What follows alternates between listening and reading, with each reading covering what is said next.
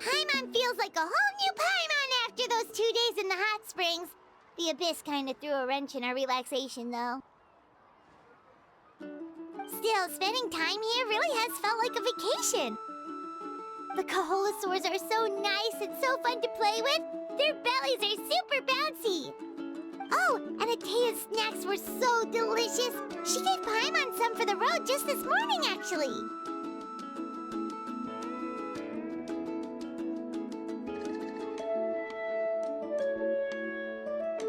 Yelling at some kids who got caught throwing stones in the hot springs, so not much has changed since we first met her.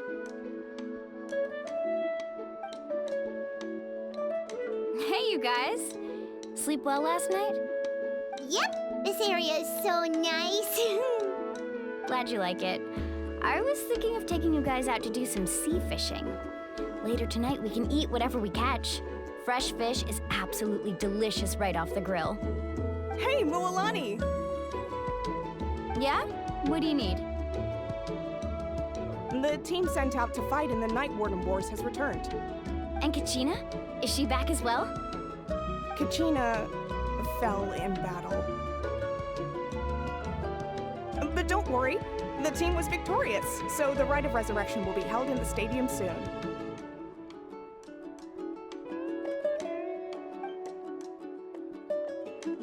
That's a relief. The Abyss is cunning, and it was her first time. Mistakes are bound to happen. Exactly. She deserves to hold her head up high. All right, thanks for letting me know.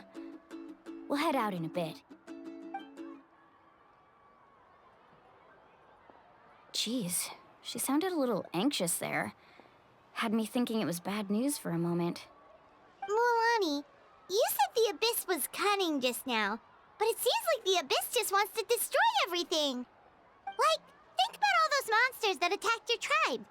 If there really was some sort of cunning plan, wouldn't it make more sense to send them to attack Kachina and her small team? Not that Paimon wants them to be in any more danger, it's just... Relax, I get it. The Abyss is difficult to understand, that's for sure. At a glance, it certainly seems like the only goal is total destruction. The Abyss isn't a living entity after all, so what capacity for logic or planning could it possibly possess? But through our long history of fighting the Abyss, we've realized things aren't quite so simple. 500 years ago, the Abyss invaded Teyvat. You know about that, right?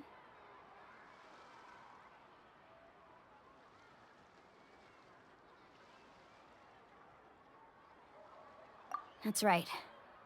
Khaenri'ah suffered greatly during that time. But so did every other nation in Teyvat.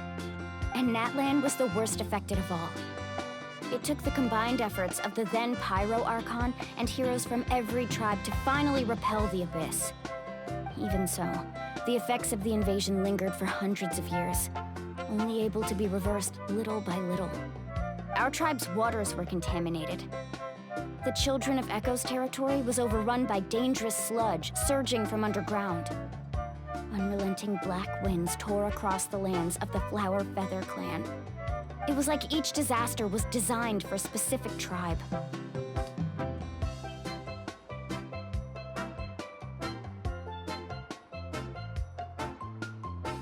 Exactly. We once thought that the Abyss's desire for destruction was a sort of primal instinct, but its methods are, in truth, marked by intelligence. We now believe the Abyss has invaded the Night Kingdom, and has the capacity to read the memories of this land at any given moment. And that's how it became so dangerous and cunning. Almost like it knows you inside and out. Yes, and that's why we've been unable to fully eradicate it, even after all this time. Luckily, the problems left behind by the Abyss have been successfully addressed by the various Pyro Archons we've had over the years.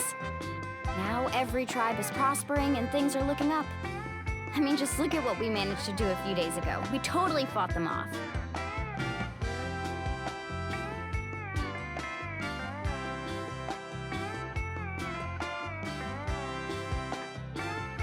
You must have had to sacrifice a lot to get to this point. Every battle, every sacrifice is in pursuit of a future where we get to stop fighting. Responsibility, duty, unavoidable burden. Everyone in Natlan views the war differently. But I believe we will be rid of the Abyss one day. And the efforts of all who fought against them will become a story for the ages. To think that my name could survive in ballads passed down to future generations, it's kind of romantic. Everyone has something that drives them forward, you know?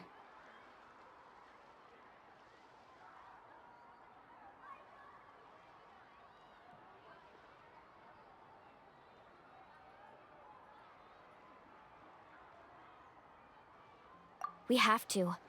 Not only for ourselves, but for our future. Anyway, let's head to the stadium. Our fishing trip can wait until Kachina's back with us. The sea's not going anywhere.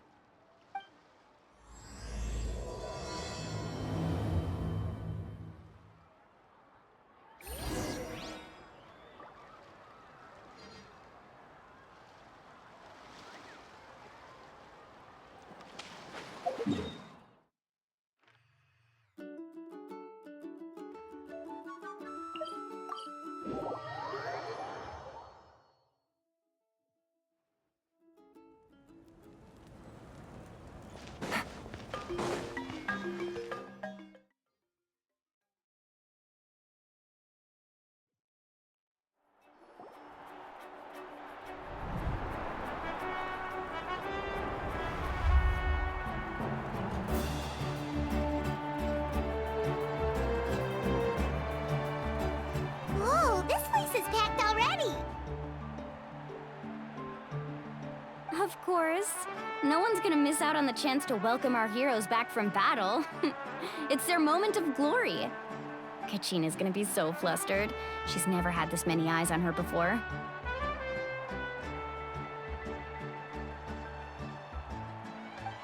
Yeah, she doesn't seem like the kind of person who likes being the center of attention. Looks like I'm just in time. Kinich, you're here! Yeah, a commission ran longer than expected, but I made it. I heard about the incident with your tribe, Mualani. Is everyone all right? Yeah, it's all taken care of. Our new friend here's got some tricks up her sleeve, by the way. She's just as strong as Kachina made her out to be. Hey, look! Is it about to start? That's right. Someone will come out and recite a eulogy, and then we'll sing the Ode of Resurrection together. Come on, let's find a spot with a good view. When the singing starts, just follow my lead and you'll be fine. Let's go somewhere higher up so Kachina can spot us.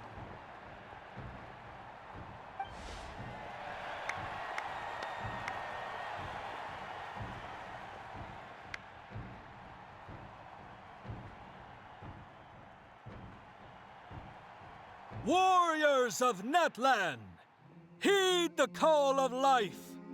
We are the inheritors of memory and legend. Those who grew alongside sun and wind. Those who forged our own destiny and future. That is Natlan's fire, the lifeblood of our nation.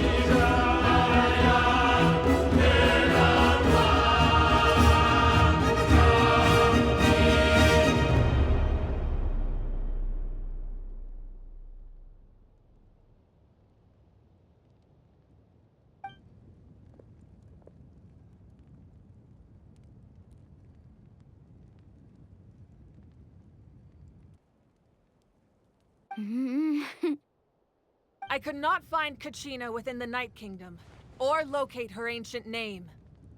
What? What does that even mean? Usually once the ode is complete, the Pyro Archon and resurrected person will emerge from the flames. But something went wrong. What's going on? This has never happened before. Well, I think it's pretty obvious. Clearly, the team sent to fight the Abyss didn't win after all. Think about it. The Ode rekindles all victors. We've witnessed it countless times. Since the Archon couldn't find Kachina in the Night Kingdom, that must mean there's more to this victory than meets the eye. Hey! You just haven't gotten over the fact that Kachina beat you in the pilgrimage! Pathetic. The both of you. Your wild guesses are misplaced. We completed our mission. Maybe you did, but who's to say whether that little girl even contributed at all? Maybe she got scared and ran off. Why would the YUB recognize someone like her, even if she was on the winning team? How dare you insult a hero of Natlan like that? Kachina sacrificed herself to repel the Abyss. She doesn't deserve to be subjected to your vile rumors when she's not even here to defend herself. Calm down, Mualani. There's no point arguing with the likes of them. I can't just sit here and let them slander her like that. To insult a hero of Natlan, the person actually has to be a hero. You... Think about it, everyone. Who do you think is really at fault here? A girl who never should have even gone to war? Or the great Pyro Archon? Why would the rules of our nation suddenly stop working? That's true. If she wasn't revived, it must mean she failed to achieve victory. Maybe the YUB interpret victory in different ways? I mean, that girl didn't look all that strong to me.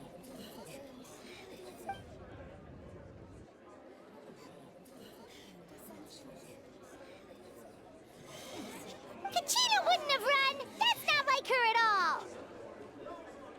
No, she's been waiting for this moment for too long. No matter how daunting the situation, no matter how scared she might feel, she's always the first. We don't even know what happened. So don't you dare try to use this as an excuse to vent your anger or slander her reputation. Fine. We'll find out what happens soon enough. Then, we'll see who truly deserves glory. That's enough. There is no doubt about today's victory, or Kachina's part in it. She is a hero worthy of our admiration and celebration. However, the failure of today's ceremony is undeniable. Kachina has not been rekindled, and I offer you all my deepest apologies as I continue to investigate this matter. To prevent further casualties, I have decided to suspend the pilgrimage until this matter is resolved. What? No one is all-knowing. No one is infallible, not even myself. But doubt is a means by which we seek the truth, not a weapon we wield against others. I didn't mean it that way, Archon. I just... If there are things you wish to clarify, then ask me directly. Doubt my answer if you wish. But now's your chance. You have concerns? State them. No, of course not. Even though I have said nothing to change your mind, then it would seem the truth never mattered to you at all. That guy doesn't even have the courage to answer the Pyro Archon's question. So much for all that glory talk earlier. I have a question, Archon. My friend Kachina. Do you have any idea where she is? It's extremely important to me. I know you said you were investigating the situation, but I'm sorry, that's not enough. I've already shared everything I know. If you want to learn the truth and rescue your friend sooner, you should join the investigation. So, what do you say? Of course I'll join. In that case, come see me in the speaker's chamber. We should join them. Oh, and if it's not too much trouble, could you drop by as well, Traveler? I'd like to have a chat. Rest assured, everyone, I'll keep the tribal chiefs informed on the progress of the investigation. Once again, I apologize for the outcome of this ceremony. If there are no further questions, let's part for now. Did she just ask us to come along? I believe she did. Let's go. I'd like to know what's going on myself.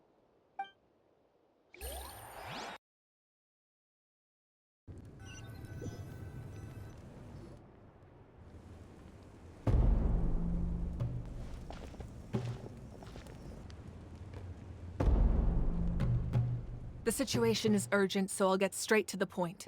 Kachina is undoubtedly a hero of Natlan, and I'm deeply sorry this happened to her. There's been unrest in the Night Kingdom, but I don't know what's causing it. As a result, I've been unable to track down her location. Until we find and address the cause of the unrest, the Ode of Resurrection will continue to be ineffective. And that means Kachina won't be able to come back? That's correct. Not until the problem with the Night Kingdom is resolved. How long will that take? It's hard to say. Kachina always dreamed of fighting the Abyss, of doing her part to defend Natlan. She wasn't afraid of death because she knew, if it came down to it, the Pyro Archon would be there to bring her back to life. Whenever we sat down together, exhausted from training, she would always hum the Ode of Resurrection. She was supposed to come back to us. We were supposed to hug her and celebrate with her and share her joy. We supported her every step of the way, but what are we supposed to do now? Sit peacefully and wait for her return? Lose ourselves in grief over her death? Tell me, are we her friends or her murderers? That's not fair, Mualani. It's all right. I understand your rage and your grief. Kachina's life means a great deal to me, Mualani. Believe me, I want to bring her back as soon as possible. I would give you that peace of mind if I could. But please, hear what I have to say so I can at least give you a broader picture of the issue we are now facing. Considering the recent attack on your tribe, I believe the Abyss has found a new means of undermining the rules of our nation. You mean... The Sacred Flame. The foundation of our resistance against the Abyss. If we continue to hold the pilgrimage and send teams to fight the Abyss, there will likely be more casualties. But if we stop altogether, the Sacred Flame will only grow weaker. The Abyss will scale up their attacks, and the tragedy we saw with the people of the Springs will only be the first of many. If we compare the two choices, the former seems to be the lesser of two evils. Sorry, I know that may sound harsh, but I bear the name Malipo. Weighing the costs is my duty. The raw truth can be cruel. But we need to understand it if we want to approach this rationally. But what would you say, Mualani? This is personal for you. And unlike Kinich, I dare say it's not a simple case of weighing up which course of action is less painful, is it? No. I can't choose between them, and I don't want to. Saying that one is preferable over the other is disrespectful to the people who suffered. You're saying it doesn't matter whether I suspend the pilgrimage. The consequences will be equally painful. Yes. What happened to Kachina breaks my heart. But I couldn't bring myself to sacrifice other people for her sake. And that is the crux of the problem. It's not simply a matter of choosing the lesser of two evils. Either way, there will be people who suffer. And the end result will be the same. Belief in the pilgrimage will waver. Once doubt has crept in, the people will no longer unite in battle against the Abyss. And that is exactly what the Abyss wants. Their ultimate goal isn't to break the rules that make the Ode of Resurrection work. It's to destroy the people's faith in them. To prevent what happened to Kachina from happening to anyone else, we need to suspend the pilgrimage. So that is my current plan. And in the meantime, I've made efforts to strengthen each tribe's defenses. Then, we have to find another way of strengthening the sacred flame to keep the Abyss at bay. This won't be easy. I'll need time to figure out the best approach. I understand your anger, Mualani, but I hope that provided some clarity, at least. Wow. Paimon thought things were gonna get heated for a second, but the Pyro Archon took the time to explain everything so patiently. I owe you an apology, Archon. I let myself get carried away earlier, and I'm sorry. You're right. We need to focus on finding solutions. We could always hold the pilgrimage without sending a team to fight in the Night Warden Wars. That way, we would still be able to fuel the sacred flame. I've considered that, but the two events have nearly always been linked. Without the chance to fight the Abyss, pilgrimage rankings lose their prestige, and competitor numbers will drop. With fewer participants, the amount of contending fire produced will decrease, and the vicious cycle will continue indefinitely. So, essentially, the Abyss has taken Kachina hostage.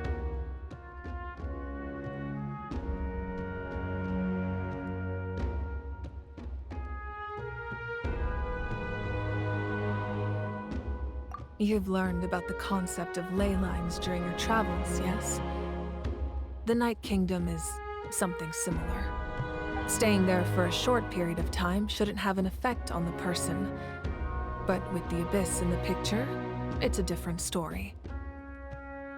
Your sense of self will be devoured until eventually you become one with the Sea of Souls.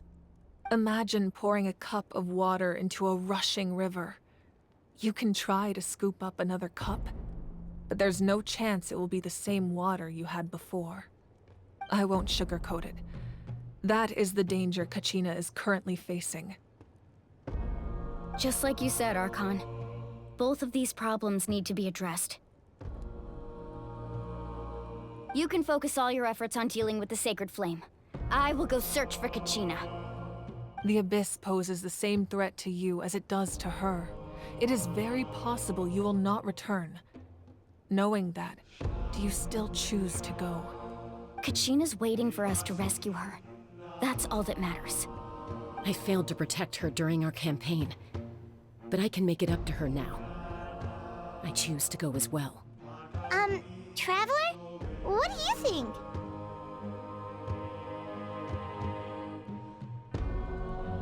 Understood.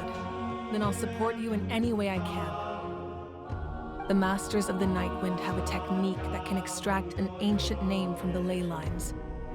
If we can find Kachina's ancient name, I can use the link between them to pinpoint her position within the Night Kingdom. Then comes the hard part. You need to visit the Night Kingdom in person and rescue her. But isn't the Night Kingdom a land of souls? Can we even go there? Under normal circumstances, only the consciousness can enter. But there is a way to go there in person. However, know that the Night Kingdom will attempt to repel you, and the Abyss certainly won't leave you be. That's fine by me. Same here. Fighting the Abyss is nothing new for me.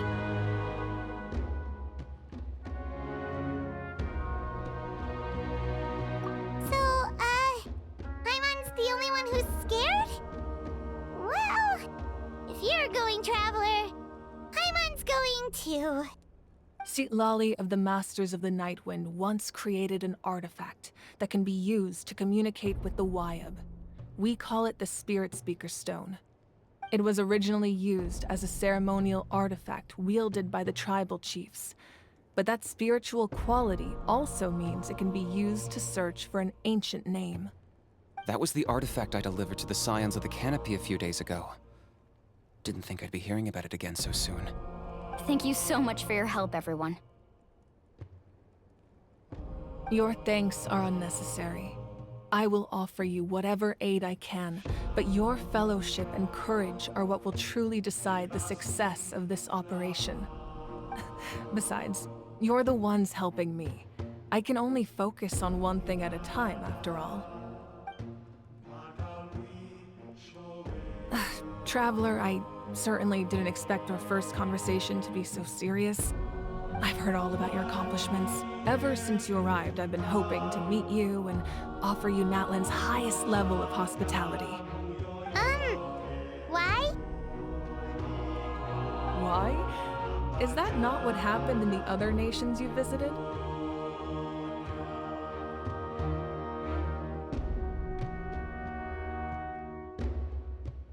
Yeah, things were pretty complicated at the start. And, you know, in the middle. But our reputation's solid nowadays. That's more like it. After all, I've heard you're someone who transcends fate.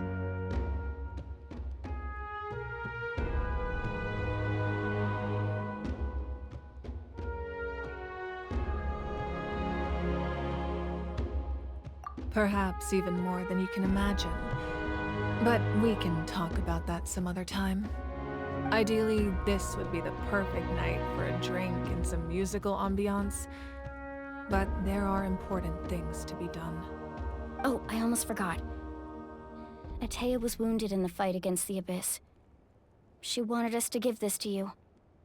It embodies fond memories and my strength of will. That's what she asked us to tell you. She said you'd know what that means. I didn't think this day would come so soon. The flames of her life force. I can feel them flowing within the talisman. If things were different, the two of us could have enjoyed the hot springs together while she gave this to me in person. We're supposed to be hot spring buddies after all. But don't worry. This talisman means a great deal to me. I'll take good care of it, and once this is all over, I'll pay Atea a visit.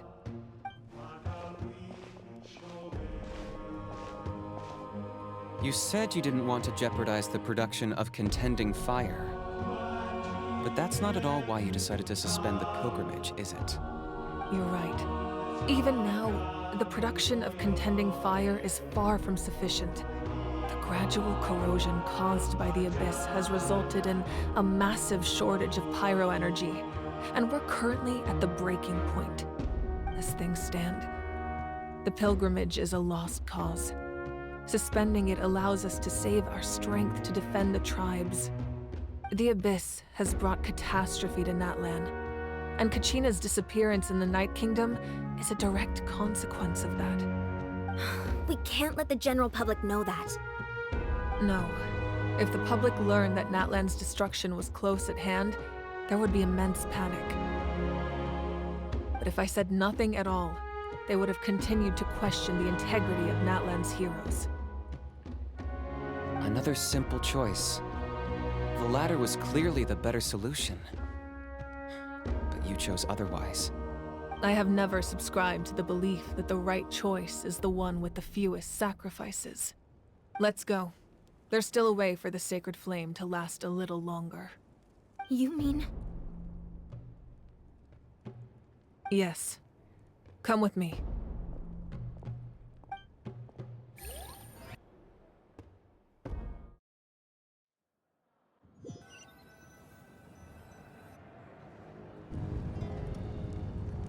The sacred flame must never go out.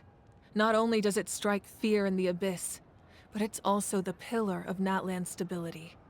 So until our heroes are ready, I will sacrifice my power to keep it burning. But that can only last so long. I think we should focus on the remaining ancient name-bearers. Don't let desperation cloud your judgment. Those chosen by the Wayab have already embarked on their destined path. It is for them to decide how that journey ends, not us. All we can do is support them. Even so, for you to make this sacrifice, it's not right. If not me, then who? No other is capable of sustaining the sacred flame. I possess great strength, but I'm not above my people. This is part of my duty.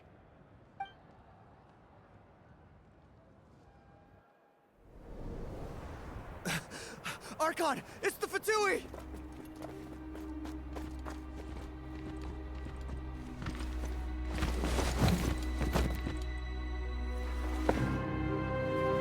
The Archon of Natlan.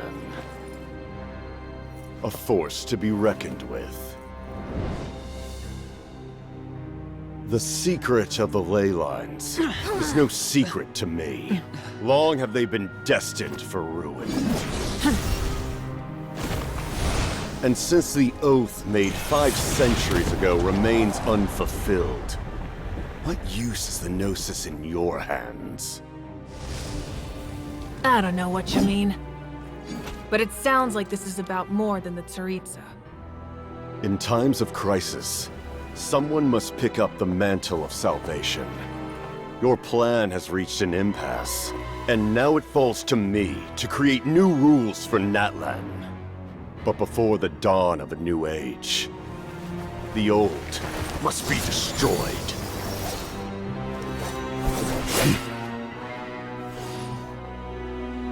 I assume that's the end of your speech? Good. People like us. Let our blades do the talking!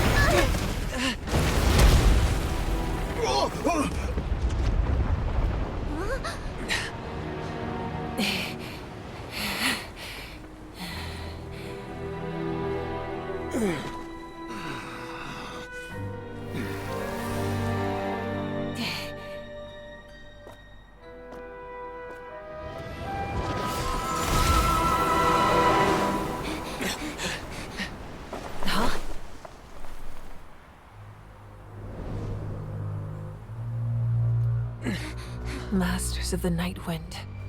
Send word. The captain and his followers must be apprehended.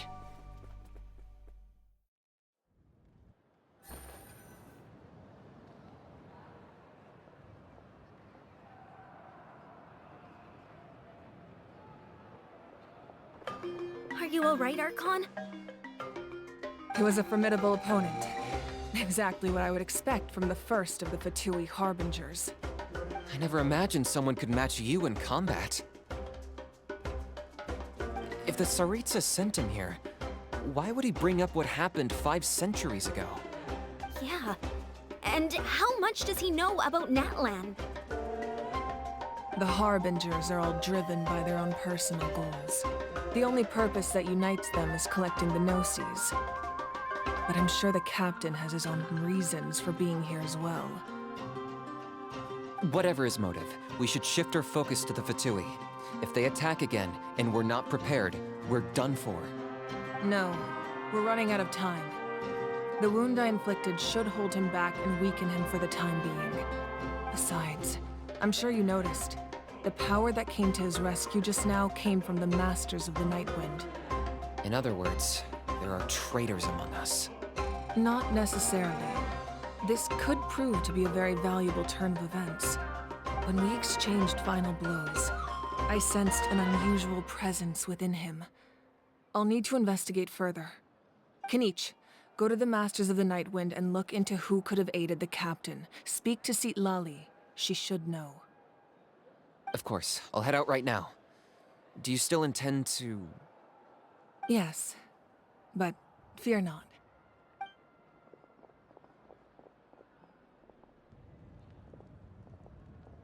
Natlan's strength has never rested solely in its Archon.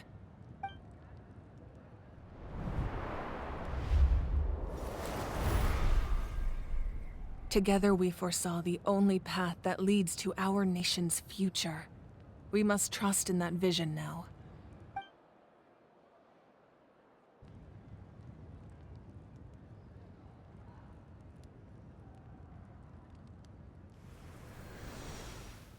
Is everything okay, Archon?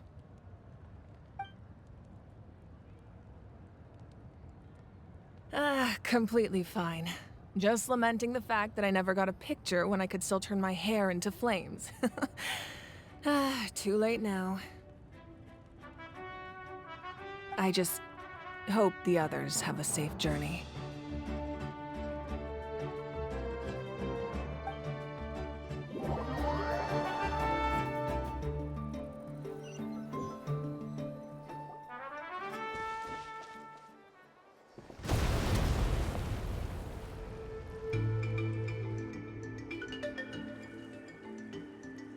What's happening at the stadium? Did something explode? It feels like the Archon unleashed her power. She must be fighting a formidable opponent. Should we go back and check what's going on?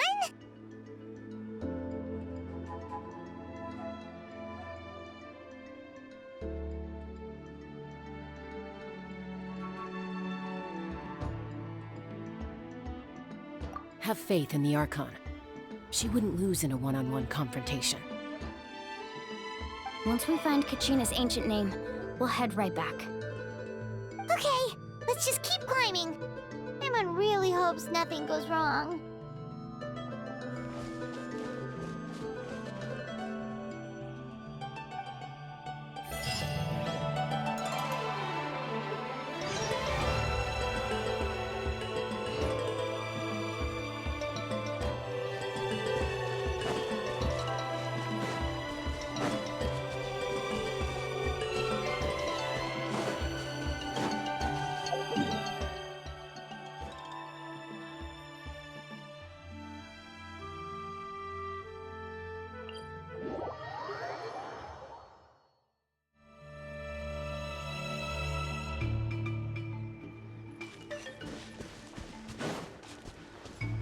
What can you tell us about the Scions of the Canopy?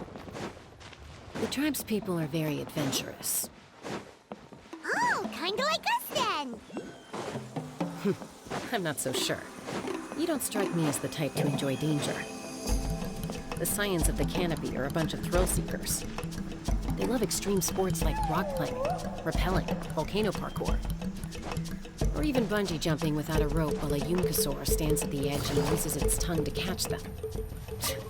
Sound like something you'd be interested in? Okay, that does sound different from our usual adventures. Paimon's not doing any of that.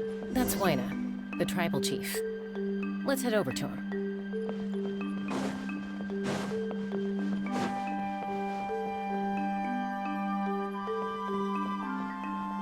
Chaska. Nice to see you again, Waina. I'm afraid we don't have time for pleasantries, so I'll get right to it. We're here for the Spirit Speaker's Stone. Whoa, hold on a second. At least tell me why you need it first. My friend Kachina is trapped within the Night Kingdom. We need the stone to find her ancient name and rescue her. Rescue her? From the Night Kingdom? That's right. I'm sorry, But someone needs to tell you what you don't want to hear. Going there, a mature warrior would never make such a foolish decision.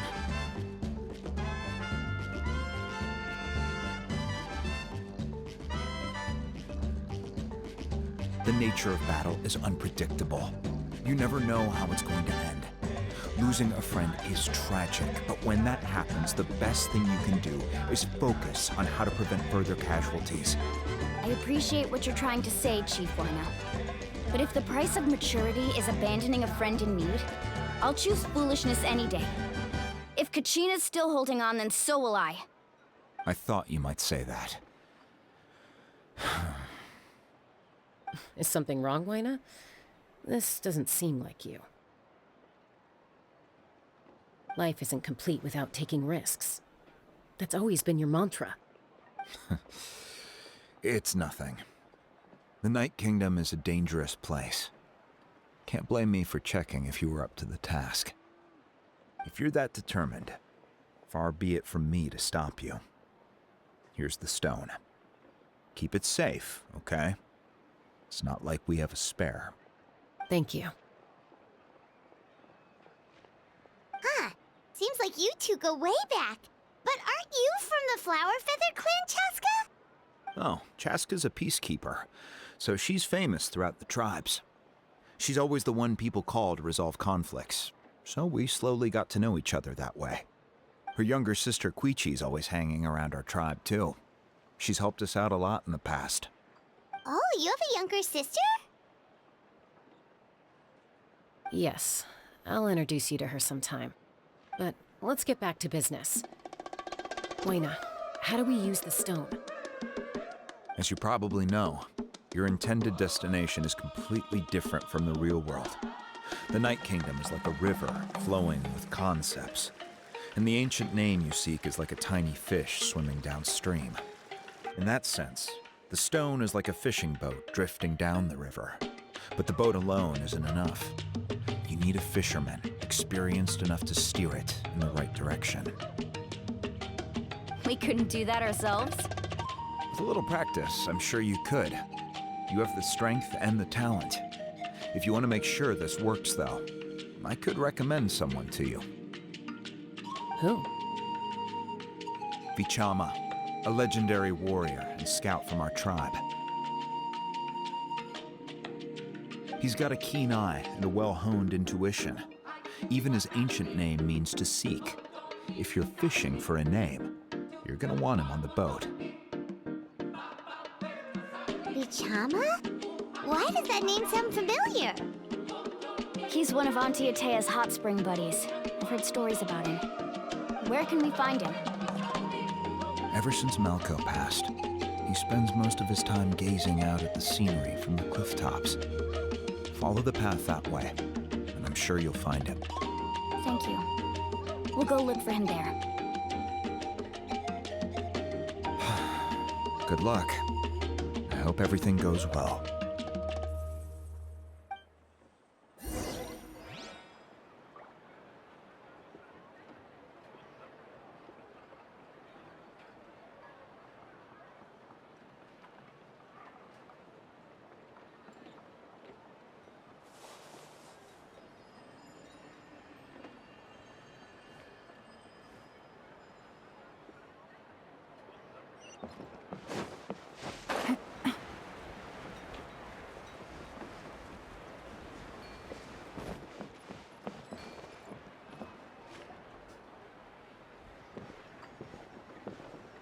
Someone admiring the scenery from the cliff tops. Ah! That must be him! Hello there, are you Vichama? That's me. Did you need something?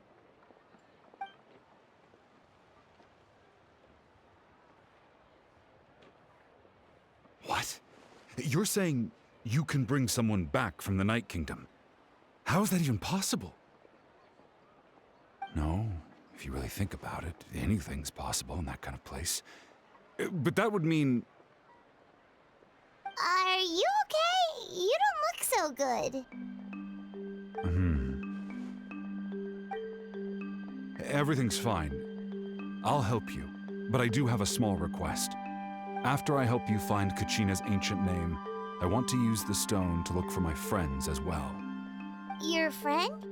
Oh, why not mention someone named Malco? Is that who you're talking about? Yes, but I'd rather not get into it if it's all the same to you. That's not a problem. We agree to your request. Yeah.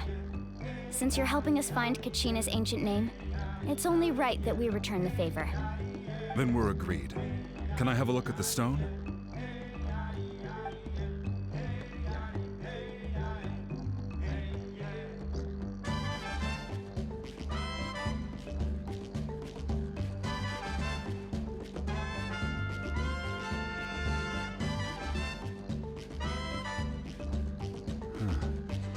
I see. From what I can tell, it functions almost like an abyssal pylon. Both connect the Night Kingdom to the living world. Once the connection is established, the abyss will come surging through the opening like a predator honing in on the scent of blood. So we have to be sure not to use it in a tribal settlement. Wow, you got all that just from looking at it? I just picked up on the basics, really. I still have no idea why it works. You said someone named Citlali invented this. They must be a genius. I'll go find an open area and start setting things up. In the meantime, I need you to get 2 things for me. We'll go right away. What do you need? First, I'll need some hook ropes. Pretty much every store around here carries them, so no need to go anywhere special. Oh, and I need to build a net out of them, so make sure you get a good amount. Wait, are you saying you're going to use a real net to catch Kachina's ancient name? How does that work when one's tangible and one's not? By creating something tangible in our world, like a net, we can create a connection to a corresponding concept in the Night Kingdom. Basically, I'm going to use the concept of a net to catch something equally intangible, an ancient name. Oh, I see. What about the second thing you needed? Right. I need 2 chunks of obsidian. Once we bring the ancient names into our world, we'll need a place to store them. Normally, you can only get obsidian from the Children of Echoes, but I heard there's a traveling merchant from that tribe around here somewhere, so maybe you can try your luck there. Gotcha! All right, let's split up. See that clearing? Let's meet over there when you're done. Oh, and you can send someone with me if you want. In case you're worried I might take the stone for myself. What do you think, Chaska? There's no need. Lena spoke highly of you. That means you're trustworthy. I appreciate it, even though that doesn't mean much to me anymore. Anyway, it'll take some time to set everything up, so no need to rush. I'll see you in a bit.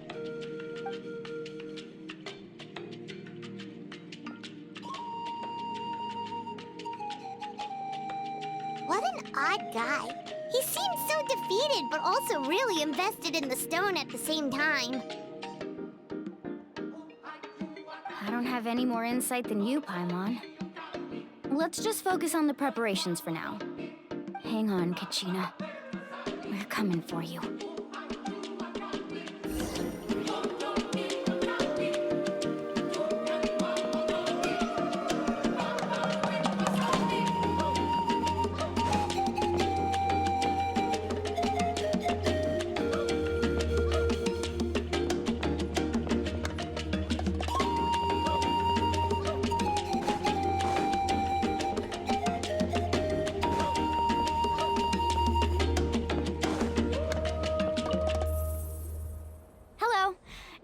Hook ropes for sale?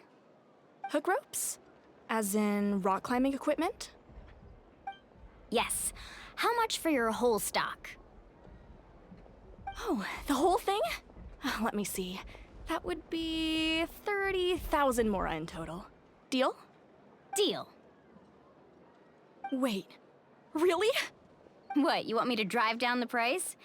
We just need these as fast as possible. Thanks. Oh, no problem at all. I'll even pass along some information on the house. These ropes are usually used by rock climbing enthusiasts. If you want to learn, Roka's the person you want to ask. All right, that's everything. Here you go. Now we need the obsidian. Let's go talk to the traveling merchant Bichama mentioned.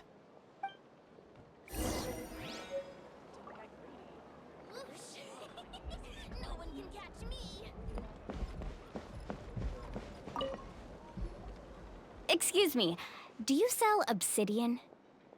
Why, yes. I've got a chunk for sale right over there. Perfect. Is that the only one, though? We actually need two. That might be tough. Tell you what, I'll take a look through these boxes over here, and we'll see what we can find. Thank you so much. We'll wait here.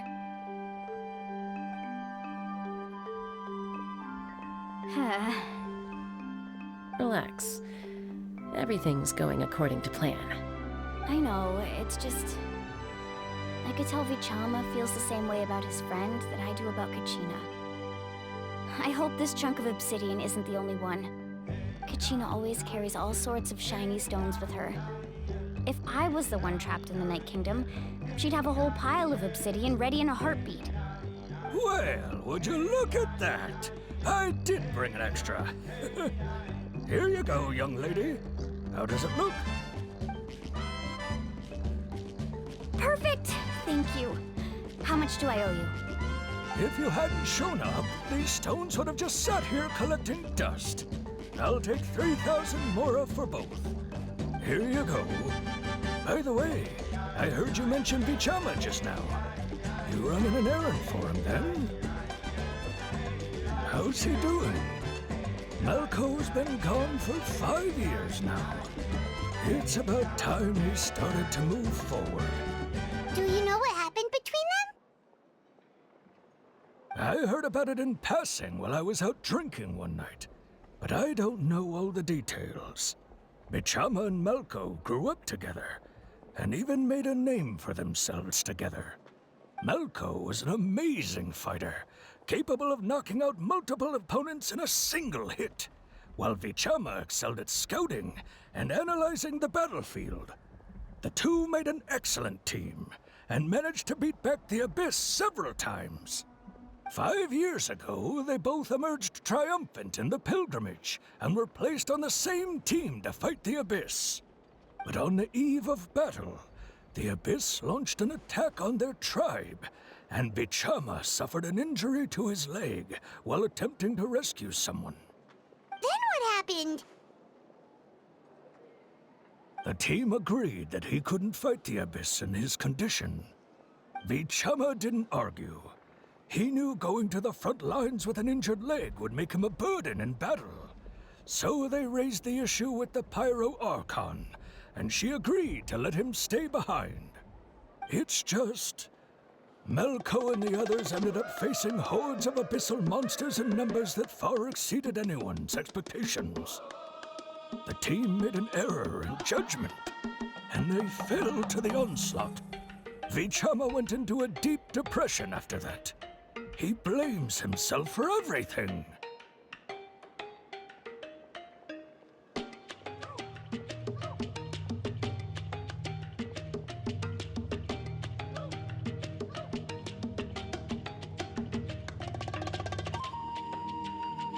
Oh, you're not wrong.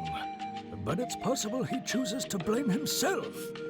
Not because he did something wrong, but because he wasn't able to do anything at all.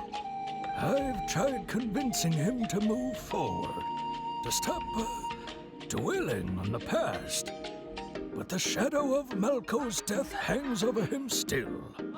The Abyss has caused so much suffering, and some wounds never heal. I wish there was something he could do to make himself feel better. But, anyway, that's the gist of it. Maybe you could help him talk things through sometime. I would really appreciate it.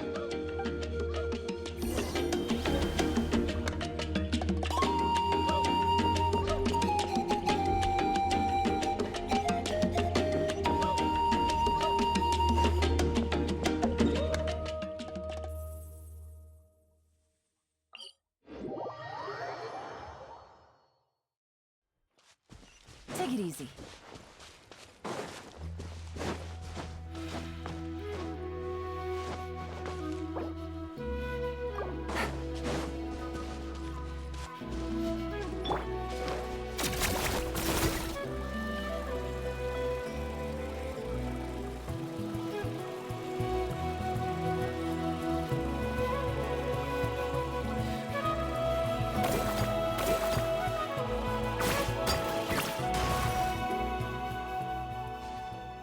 Did you get everything? Yep, it's all here. When do we start? I've made all the necessary adjustments, so we're good to go. As agreed, I'll help you find Kachina's ancient name, and then you return the favor.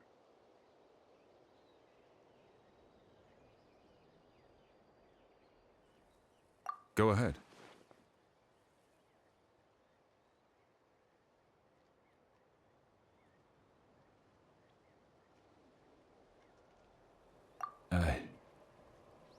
Yes.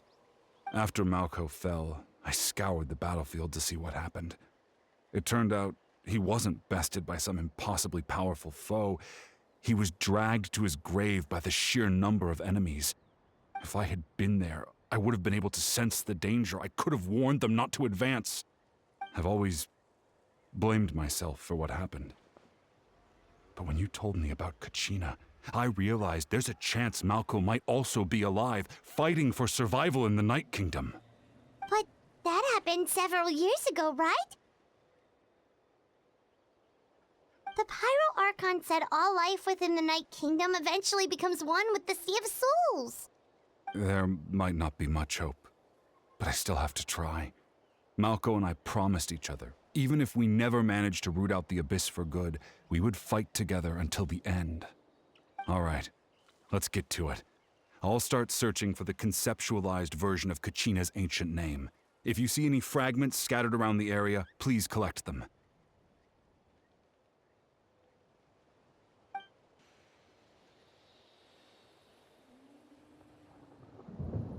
Make sure you prepare yourselves for battle. As I said, the stone will link the mortal realm to the Night Kingdom. The Abyss will likely emerge in response. Look at that golden thing. It must be one of those fragments Vichama mentioned. Let's get closer.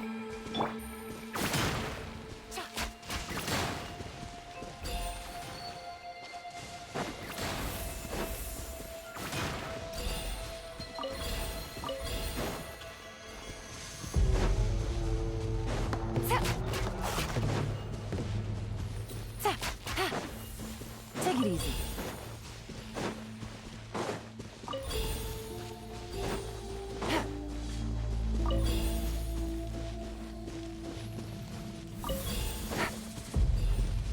Take it easy. Take it easy. Whoa, monsters incoming! Watch out, everyone! Gotcha.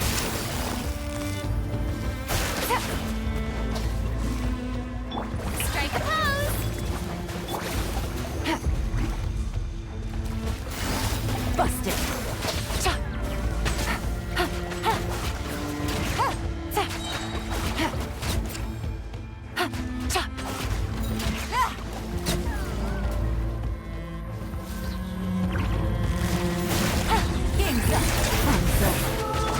Time to shine!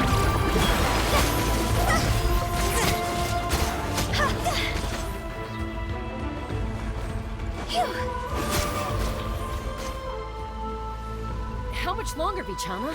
Not long! We're getting close!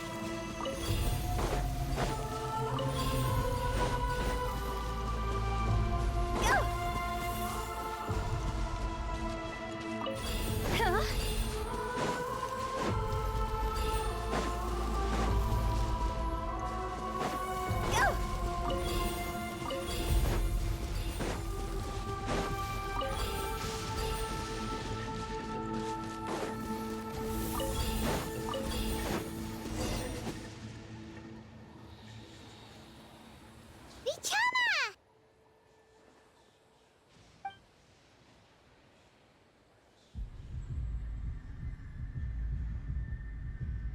Quick! Take it!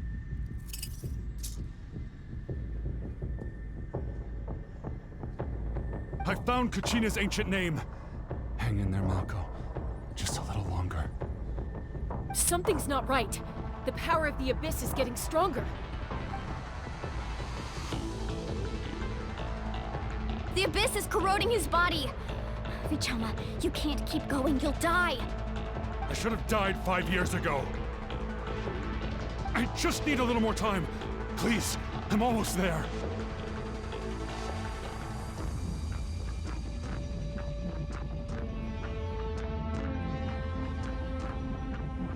Thank you.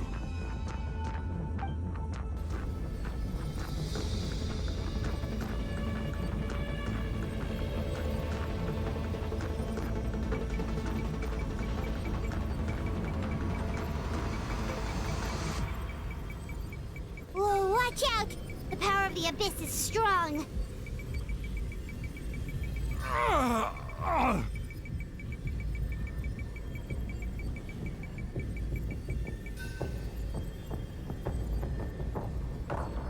This power. Hanging in there? Malco. No! Why can't I find him? Why? We can't wait any longer. Pull him away from the stone, Mualani. I already tried, but the power of the Abyss has him in a chokehold. It's like he's tied to the stone with an invisible rope. In that case, we have no choice. I'm sorry, Sea Molly. Get back! Chaska, wait!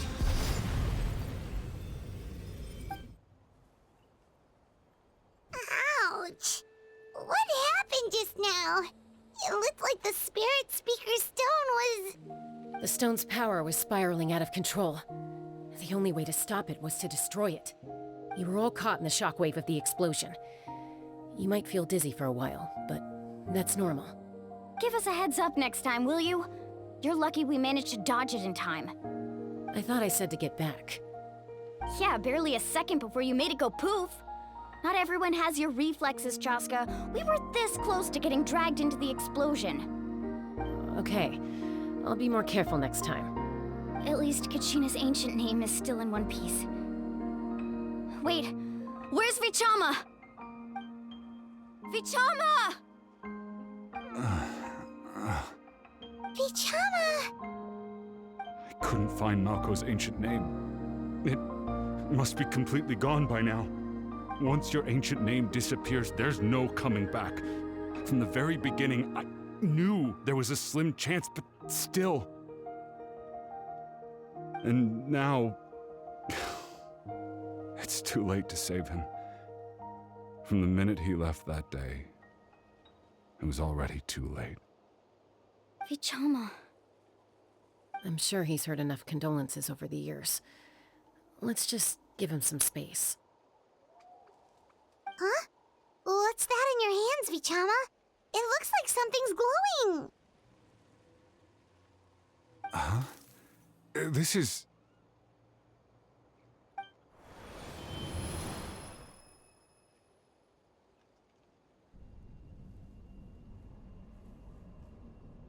Hey, Malco. Got any strength left? Not enough to swing a sword, but to say a few last words? Sure. Too bad. No one will get to hear them. I never thought I'd actually die on this mission. Not that I'm afraid to die. It's just... hard. Thinking about my mom's face when she hears the news. Guess I have something to be thankful for then. My parents died a long time ago. They won't have to mourn me.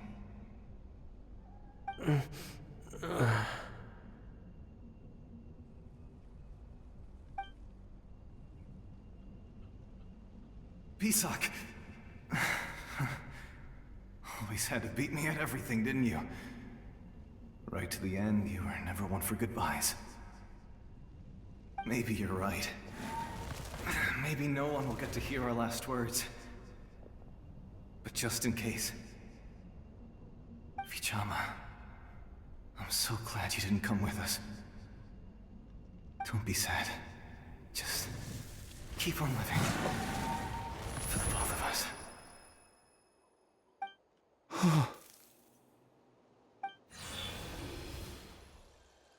Was that a memory? Seems like we were able to salvage something after all.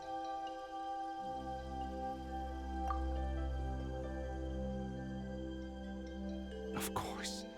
Seeing him, hearing his voice again, it makes me unbelievably happy. But it also brings with it an even deeper pain. A deeper pain? Why? Malko was always the type to put on a brave face. But in that memory just now, his hands were shaking, and his smile was forced. For all these years, I regretted not being able to fight alongside him to the end. And now I know, at the end of his life, he was thinking the same thing. Vichama. I'm fine. Actually, I heard Chief Wyna wasn't really on board with your plan to go to the Night Kingdom. When you asked for my help, I hesitated too. I knew helping you find your friend's ancient name meant leading you one step closer to danger. But I also understood why you had to try. Everyone has regrets in life, but not everyone gets the chance to make up for them. Once allowed to fester, guilt strips us of our most valuable qualities as warriors. In that sense, we might as well choose the braver path from the very beginning. If I could do it all over again, I would have followed Malko to the front lines no matter what. Even with an injured leg, there were still things I could have done. That way, even if the outcome stayed the same, I still would have fought alongside him to the end. There are critical junctures in life, and if you don't seize the chance to act, there's no going back. That's something I had to learn in hindsight, but you're still at the crossroads of your journey, so I hope you can walk away without regrets. Thank you, Vichama. I feel even more determined now. Kachina will come back to us. I'll make sure of it. I promised I would find her, and I intend to keep that promise. That's good to hear. Strange. My body, it's... Once abyssal corrosion enters the body, a portion will fuse itself to your internal organs. Even though the Traveler possesses powers of purification, the corrosion can never be fully eradicated. Thanks to her, though, you are only briefly exposed. Slowing your breathing and controlling your emotions should help you keep the symptoms in check.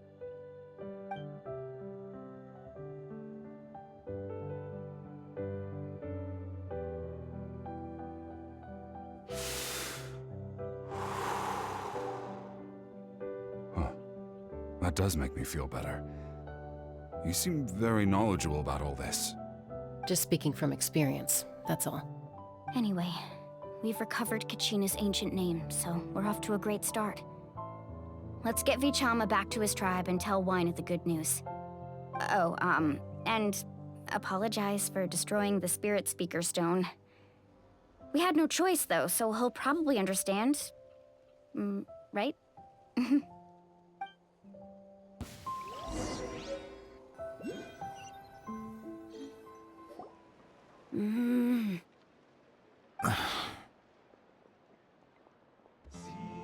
Koichi, are you really gonna just stand there like that? I don't know what you want from me. I think you know exactly what I'm trying to say, Uncle Wyna. I can hear it in your voice. Honestly, it's just one thing after another with you two. They're back. Koichi? What are you doing here? Don't play dumb with your own sister. You know exactly why I'm here. My apologies, everyone. I just need to borrow Tosca for a few minutes. You come with me.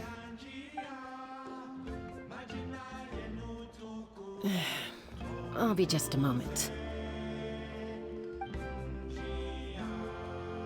Who is that?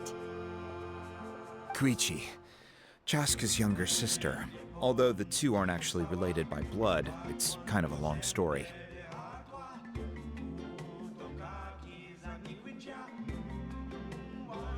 It's not really my story to tell, but I guess it's not a secret. You see, Chaska was actually raised by cuckoo sores. She was afflicted with a rare disease when she was a child, and abandoned in the wild as a result. The Abyss found her out there, all on her own, and tried to devour her. But in the end, all that did was trigger her will to live. That strength of will pushed her to survive. But it also planted a seed of conflict within her. Eventually, she was adopted by the Cuckoo Source. Wherever they went, she followed, getting into fights right and left. For some reason, Paimon can totally imagine that. Well, when Chaska finally returned to human society, it was Koichi's parents who adopted her. At the time, Chaska still had a habit of getting into fights, so Koichi was always taking her around, apologizing to everyone. Ah, I remember those days. One of those fights was definitely with me. But, you know, kids. You're fighting one minute and your friend's the next. Eventually, she found a way to rein in that desire to fight. And now she's who people call to resolve conflicts. She's known as the Peacemaker. It sounds like she still argues with Koichi, though. Don't siblings usually stop fighting when they get older? That's partly my fault. Koichi asked me to stop Chaska from doing anything dangerous, but you probably know by now, once Chaska makes up her mind, there's no changing it. Oh, I get it. No wonder you tried to talk us out of going to the Night Kingdom. Chaska even said that wasn't like you. I'm all for your adventure. You need to take risks when you're young, because by the time you're my age, you couldn't attempt something like that even if you wanted to. Better try now than live with regrets later. That's what I say. Still, I can understand where Koichi's coming from. In the end, nobody wants to sit back and let a loved one put their life on the line.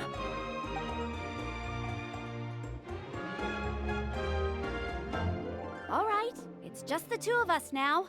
You have 1 minute to explain yourself. I don't have anything to say. You don't have to approve, but you should know I only do what's necessary. That attitude is exactly the problem.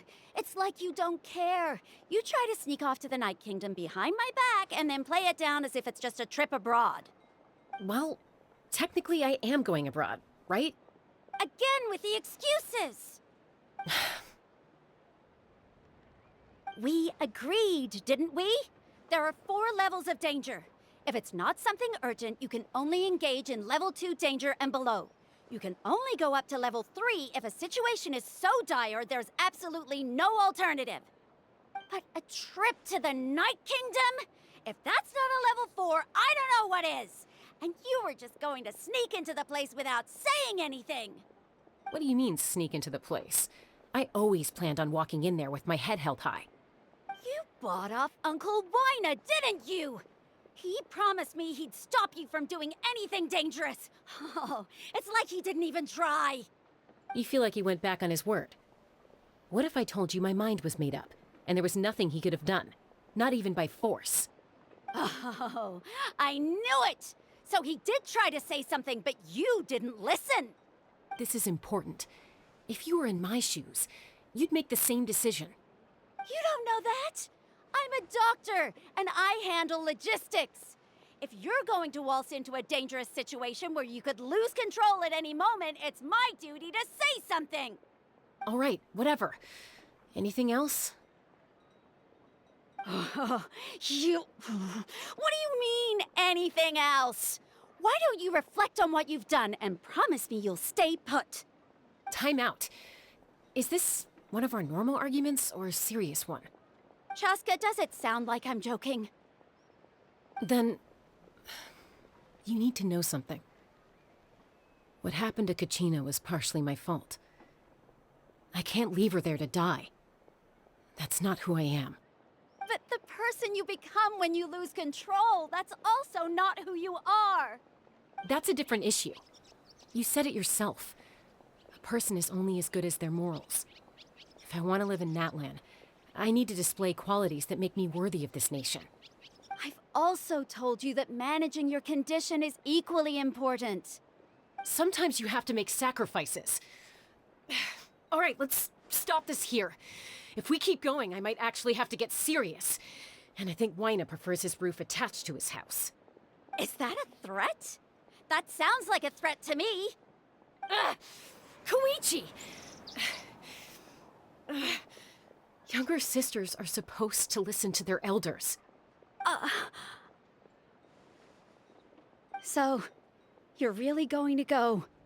No matter what I say, I'm supposed to be your sister. Then support me. I'll be back. All you have to do is... Chaska. So, that's it. Why'd you have to turn out to be so darn annoying?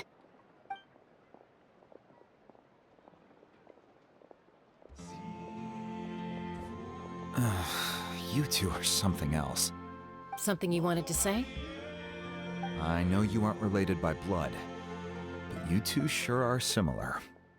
Really? You know, I said that very thing to Koichi not too long ago, and she reacted the exact same way, down to the very tone of voice. It's not my place to get involved, but I will say this. Try to spend a little more time with your sister. You're tough kids. That doesn't mean you have to go it alone. Thank you. Anytime. All right. If you're done with the Spirit Speaker Stone, you might as well hand it over. According to Kinich, it's an important ceremonial artifact, so it'd be safer to keep it with me. About that. If only Tone-Deaf Bard was here, he could have repaired it just like the Holy Liar. It might be in a few more pieces than you remember. Huh?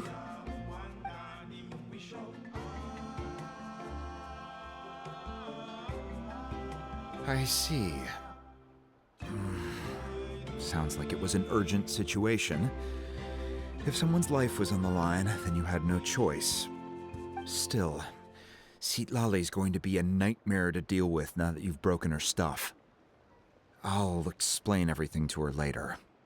Stay safe out there in the Night Kingdom, okay? I'll wait here for your safe return.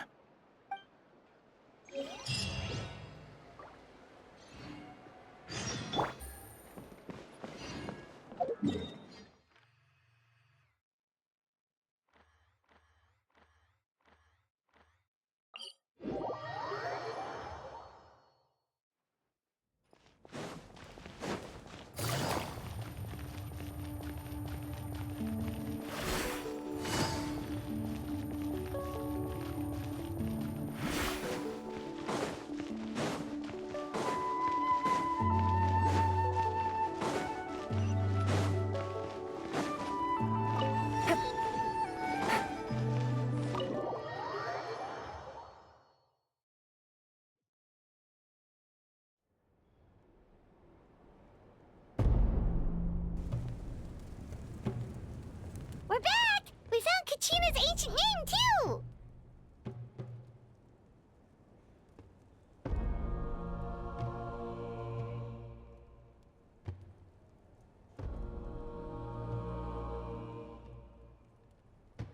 Well, it's fairly complicated. Let me give you the condensed version. The Fatui again? We can't go anywhere without them causing trouble. But what if the Fatui finds out you've lost your power? Won't they try to take advantage of the situation? That's why it has to be our little secret. No one else can know, or we're asking for trouble. Look, I wish I could offer you some sort of consolation, but I won't lie to you. With multiple factions closing in, there's nothing comforting about the situation we're facing. Still, all you need to do is focus on your goal. You can leave the complicated matters to me. I can also step in on the Pyro Archon's behalf. There's a limit to what I can accomplish, but I'll help you however I can. There's no need to be so modest, Dion-san. Your incredible strength has long been a well-known fact. You're the pride of your tribe. Archon, I'm sorry about before. You have so much on your plate, so much that you have to worry about. But all I could do was focus on my own feelings. You have nothing to be sorry about. We all get overwhelmed by our emotions, myself included. Your reaction to Kachina's disappearance, I understand that feeling very well. Well, now that we have Kachina's ancient name, let's go track her down. Follow me.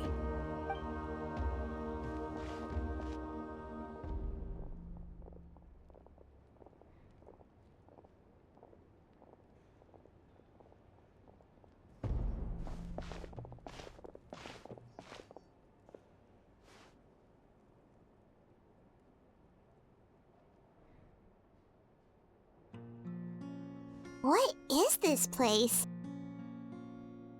Hey, isn't that Atea's talisman?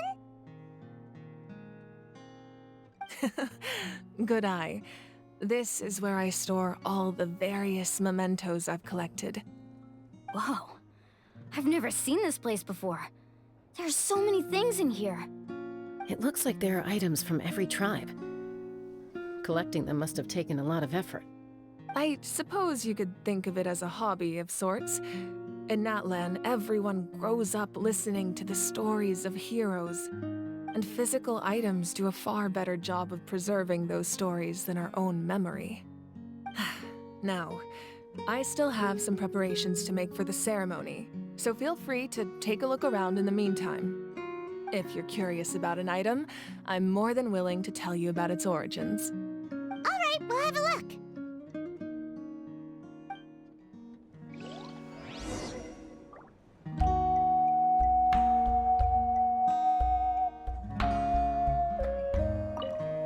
This flower looks like...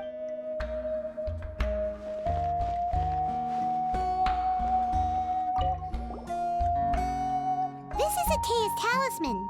I'm sure you're familiar with this one already. Atea was rarely ever without it. The talisman brought her a lot of luck in battle.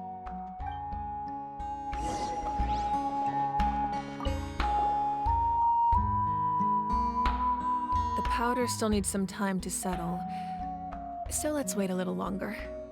Well, what do you think of my collection? Do you feel like you have a better understanding of Natlan's culture now? Yeah, if each item represents a different story, seems like Natlan's really been through a lot. Does every item hold a special memory, just like Atea's talisman? That's right. The items in my collection actually serve a similar purpose to the ancient names passed down among the tribes. They demonstrate the true shape of time. The shape of time? Most people perceive time as a linear concept, almost like a straight line that can only move forward. We cannot change the past or predict the future. But there's also a different theory, one that I believe to be closer to the truth. Namely, that the past, present, and future all exist at once. At once? Paimon's not sure she understands. Let's say your journey ended right now. Thinking back on your experience in each nation, which one would you say was the most important?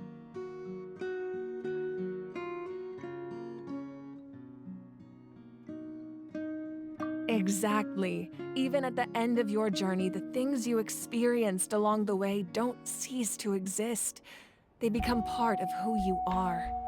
Take out a portion of that journey, and you would likely make very different decisions, and eventually arrive at a very different destination. The future is the same way. It exists even though it has yet to come to pass. We just lack the means to perceive it. Of course, there are those with the power to foresee the future. They simply call it by a different name. Fate. You're quite familiar with that concept, I would imagine. That does kinda make sense. The future hasn't happened, but already exists.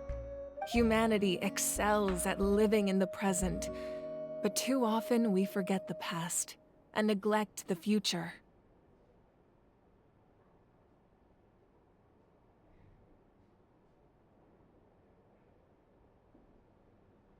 While the Pilgrimage and the Night Warden Wars lead us to a better future. Only by uniting the people of Natlan across countless eras can we fight back against an enemy as formidable as the Abyss. To come up with such a set of rules, the first Pyro Archon must have possessed a level of insight I can only imagine. That's correct. At first, he was a mortal man with no special power. After he ascended to the Divine Throne, he used it to borrow power from the heavens and establish the rules of Natlan. Namely, a framework through which ordinary people can ascend to Archonhood. By holding the pilgrimage, we're able to determine the strongest among us. And when that person ascends to the divine throne, their inner flame will awaken. In addition, the sacred flame will grant them significant knowledge and memory of this land. After all, that's how I came to know everything I just told you. So, it all comes down to the power of the divine throne and the rules. Wait, is that a family portrait? Yes, that's my mother, father, younger sister, and the little saurians we raised. I turned a piece of my dad's leather armor into a canvas and commissioned a famous artist to paint our likeness. Your sister is so cute! It looks like the two of you are really close. Paimon was having a hard time thinking of an Archon as an ordinary person, but seeing this portrait, it kind of makes sense now. It really doesn't look like there was anything special about you before. Oh, wait, is Paimon allowed to say that? A little late for that question, don't you think? Sorry! Paimon's so sorry! Paimon's mouth works faster than her brain sometimes! It's all right. I'd never get upset over something like that. No matter what others may say, my past is a precious part of my identity. I'm forever proud of the life I used to lead. Becoming the Archon doesn't mean you sever ties with your family. The position just comes with a lot of responsibilities, so it impacts how often you get to see them. My father made the most delicious stew, so my sister would often bring me a large pot of his cooking, and we would sit on a blanket and eat it together. One time, we didn't close the door securely, and the saurians we were raising ran into the room and knocked over the entire pot. My sister immediately burst into tears. The two troublemakers were going for the meat, but when they saw my sister's distress, they froze on the spot. I still remember the way they laid there, sulking like a pair of children, even after making such a mess. It was frustrating, but in the end, all I could do was comfort my sister and move on. Wow. Isn't that what being a family is all about? I think about that story a lot, actually. As the Archon, I made a vow to defend this nation, and experiences like that, they remind me exactly what I'm trying to protect. Well, what happened after that? This portrait looks pretty old. Your sister must be all grown up by now, right? I believe she ended up working as an architect and artist. She built many houses and crafted many beautiful works of art. Anyway, that's enough about me. Now that the powder is settled, we can begin. Ian-san, Mualani, Chaska, over here, please. Place the ancient name up there, and then we'll begin.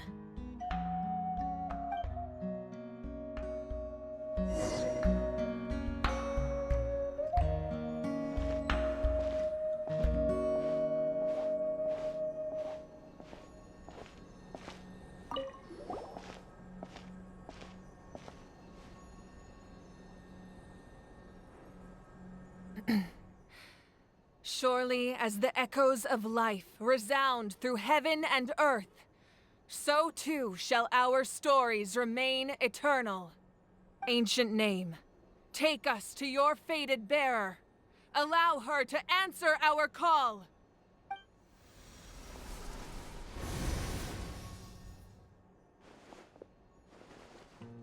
Am I hallucinating again? Kachina, are you okay? Huh? I'm not seeing things, am I? Is the Abyss playing tricks on me again? It's okay, Kachina. It's just us. We're trying to find a way to bring you back. Everyone, you have to listen to me. I've been investigating the Night Kingdom this entire time, and I figured out what's wrong. The Wyab is being affected by the Abyss. I was waiting for the Wyab to send me back, but then this really strong monster came in and it almost killed me.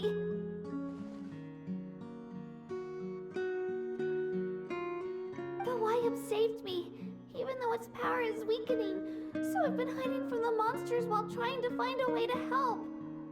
The Night Kingdom has become a huge mess, though. I keep hearing these awful sounds and seeing really horrible things. Don't listen to those sounds, Kachina. The Abyss is trying to strip you of your sanity. All you need to do is stay safe and wait for us.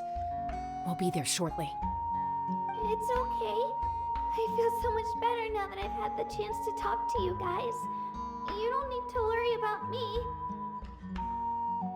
I've never been strong or special at all, really. So I don't blame anyone for forgetting about me or leaving me behind. Just know I'll find a way back. You don't have to put yourselves in danger to come rescue me. You're always like this, Kachina. Now's not the time to act tough. We're coming for you, and that's final. I don't know what lies the Abyss has been feeding you, but I'll tell you something right now. Nobody here sees you as a burden. You're a victor of the Night Warden Wars, a hero of Natlan. All you need to do is wait for us to rescue you, and you'll get all the applause and recognition you deserve.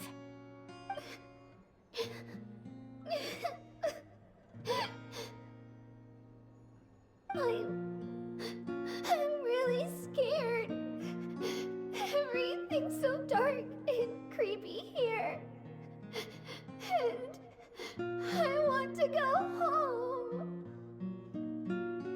Still, I don't want you to put yourselves in danger because of me. I don't want to hold anyone back ever again. All you need to do is place your trust in us, just like you always have. No one fights alone. We're not leaving you behind. Not ever. Yeah, we're so close, we can't call it quits now! Thank you. Be careful. Looks like we've lost contact. Now comes the most dangerous part. You have to traverse the Night Kingdom in your physical form.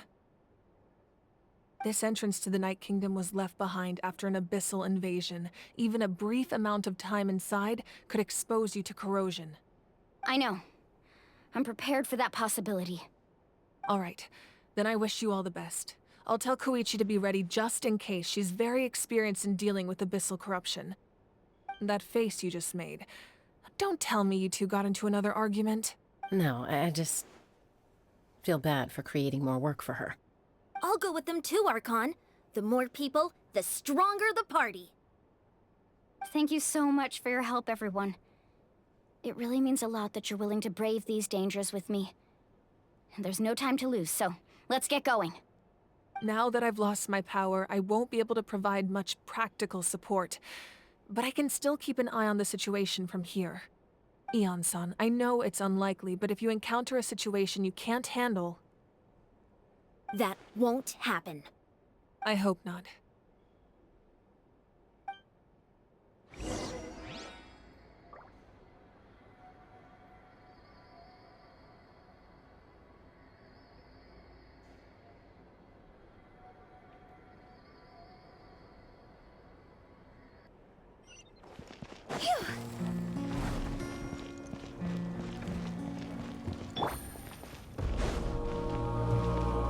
Take it easy.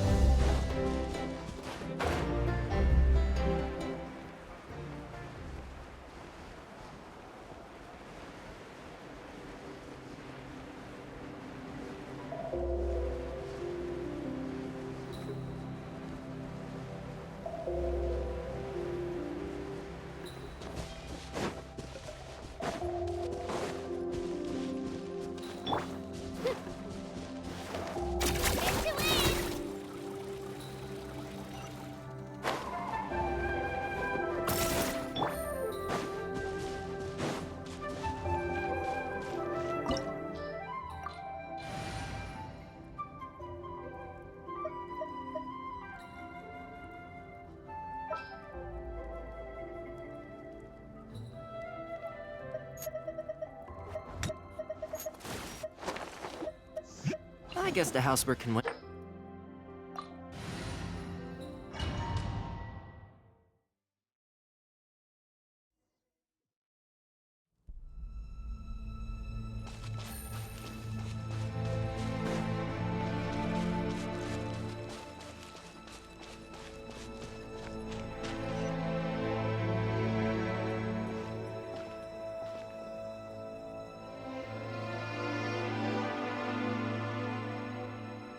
So we're underneath Natlan right now? It looks nothing like Paimon was imagining. That's because in the distant past, Natlan was home to an incredibly advanced civilization ruled by dragons. Humans only established their own society after the fall of the dragons. So these are Saurian ruins? Wait, you mean like the Elemental Sovereigns? They had their own advanced civilization? Yes, a really long time ago. Very few records have survived until now, so no one really knows what the devices here are for. These ruins have been abandoned for a long time, but with the recent increase in Abyss activity, the installations around here have somehow been activated again. So what you're saying is, we're not in for an easy trip to the Night Kingdom. No, it's going to be obstacle after obstacle from here on out.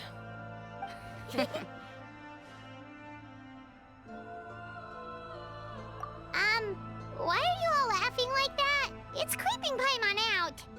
It's the pre-adventure excitement kicking in, right guys? Of course. I'm eager to get started. Then let's go. We won't let anything stand in our way.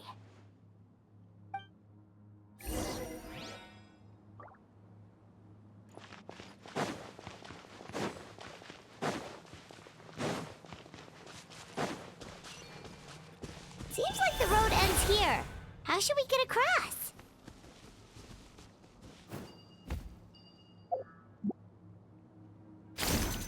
As a professional trainer, I think you could stand to build up your endurance, Paimon. Professional trainer? Paimon thought you were a warrior from the Collective of Planning. Well, that goes without saying. But I actually work as a sports coach. I provide professional guidance for many of Natlan's popular sports. And I don't just mean physical training. I design nutrition plans as well. Ah, so basically no sugar, no soft drinks, no grilled meat. Yeah, we'll be here all day if you list them out one by one. It's much faster to just focus on what's good for you. Such as? Vegetable juice. Want some? You know, Ian-san, Paimon feels like the two of us might not see eye to eye. Those guys look familiar. We've fought them before. Let's go. Show no mercy.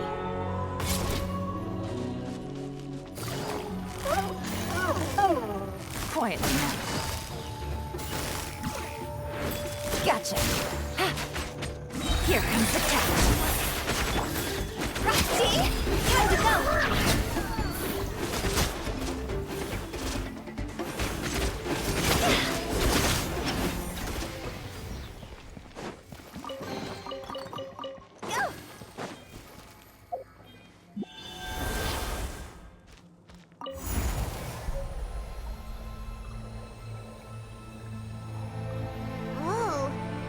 We need to go seems really high up.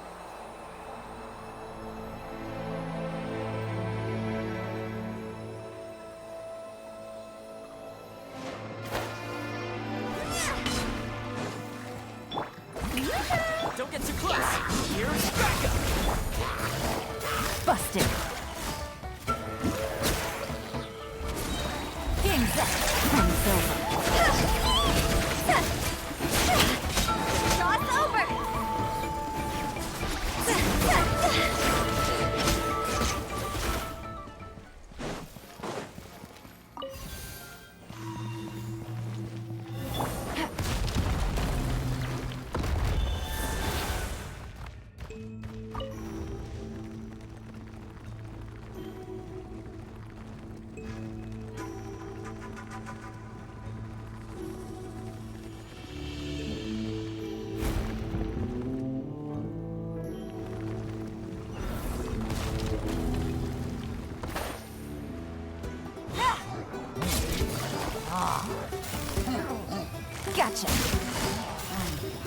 Busted.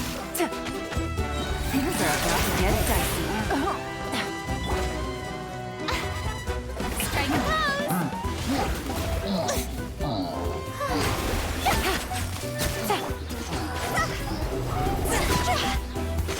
Time to go!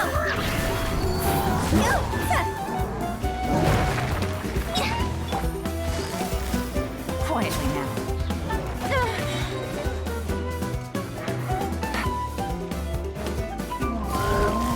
Busted. Here comes the catch.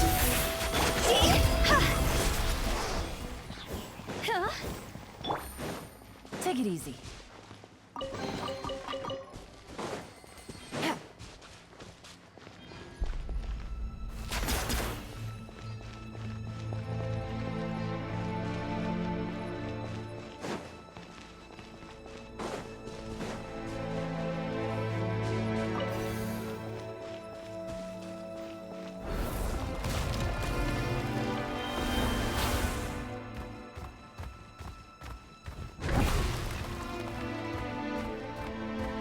This is the final stretch. We just need to climb up, and we'll be there. Nothing to it. Easy for you to say.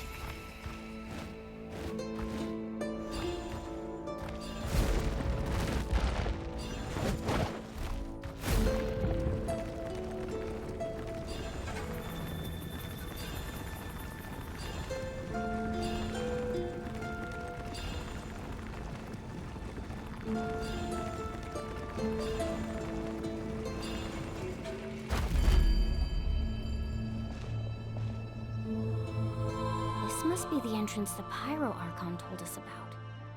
The one ripped open by the Abyss. Yes. There's something in the depths of this place that feels familiar, yet also foreign. We actually have to go in there? Okay, Paimon just needs to psych herself up. Don't push her through before she's ready.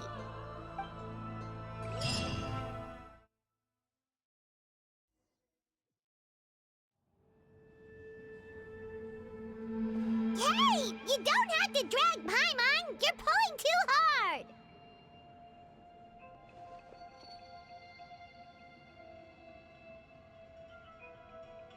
Looks like we made it. This is the Night Kingdom.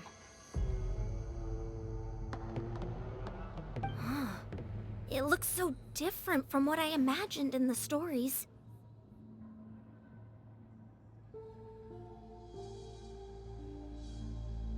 That overflow of energy is probably what trapped Kachina here in the first place. From this point forward, everything we know about the real world no longer applies. Anything can happen here. Paimon's more worried about how we're gonna make it out. We obviously can't go back the way we came. Do you see that patch of light on the ground? It's shining down from that fissure in the sky. Oh yeah, right in front of us. So that's coming from up there? Oh, it's so high up. Did we really fall that far down? Just like I said, our real-world knowledge doesn't apply here. We fell all this way, yet came out completely unscathed. If this was the real world, we'd have to climb our way back up to the entrance. But here, all we have to do is stand underneath the light and offer a prayer. That's it?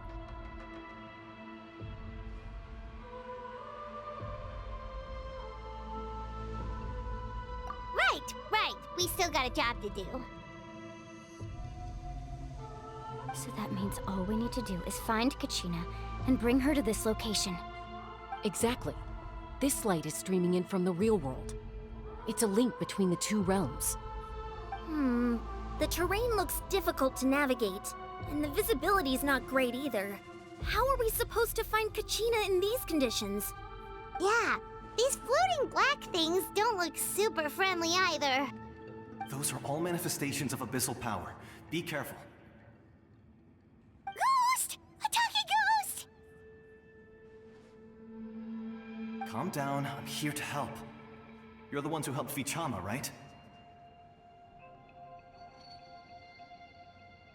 Yes, I'm Vichama's friend, Malko. I was completely lost to this realm until I sensed a mysterious power calling out to me.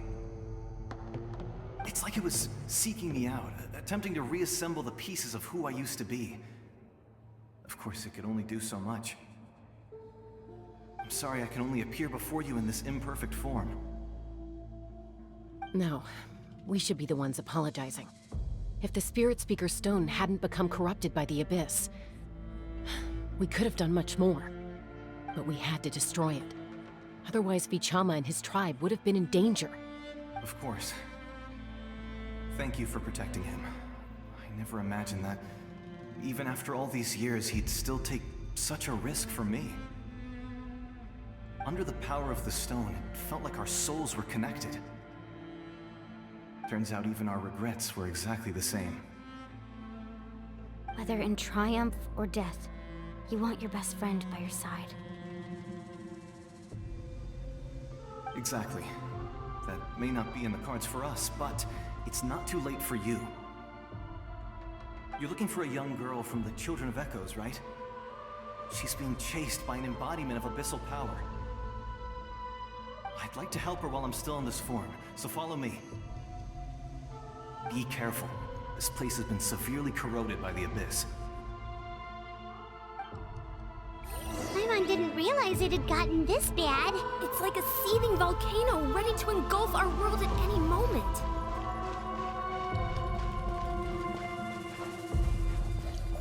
Ouch! Quick, get back here! You can't go wandering. Stick close to me. My power will be able to ward off attacks for the time being.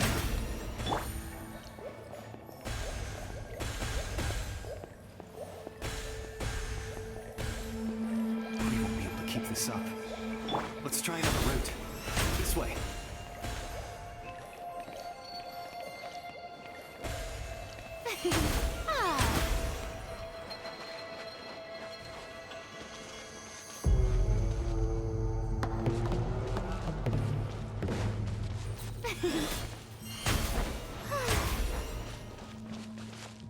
Not good. More monsters. We shouldn't waste our time on them. You are about to get sighted.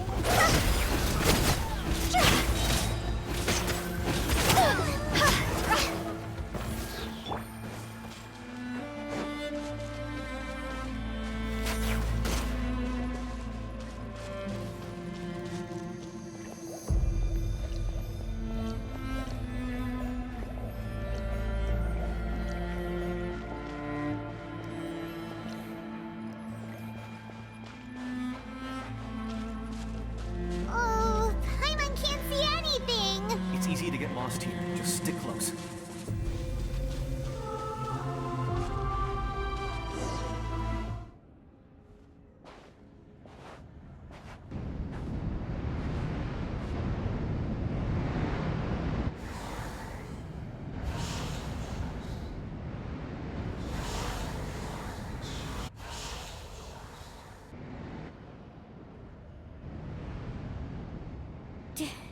Did you hear that? What? Never mind. It was probably just my imagination. Don't scare Paimon like that. I heard it too. It was a voice from the Abyss. What did it say? Doesn't matter. It certainly doesn't harbor good intentions.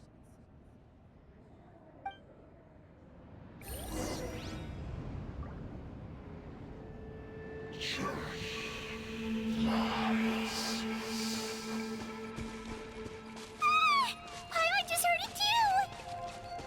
Let's keep going. Paimon wants to get out of this place.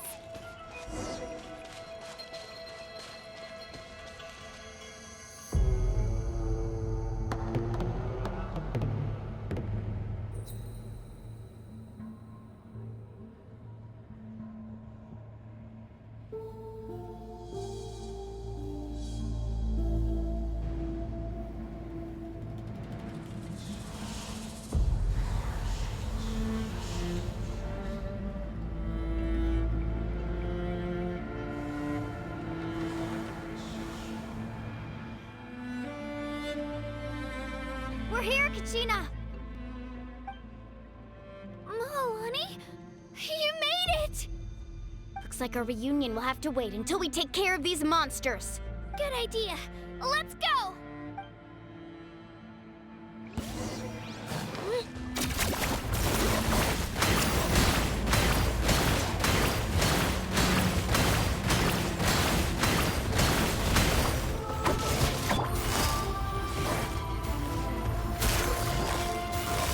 Quiet now. Game's up. Time's over.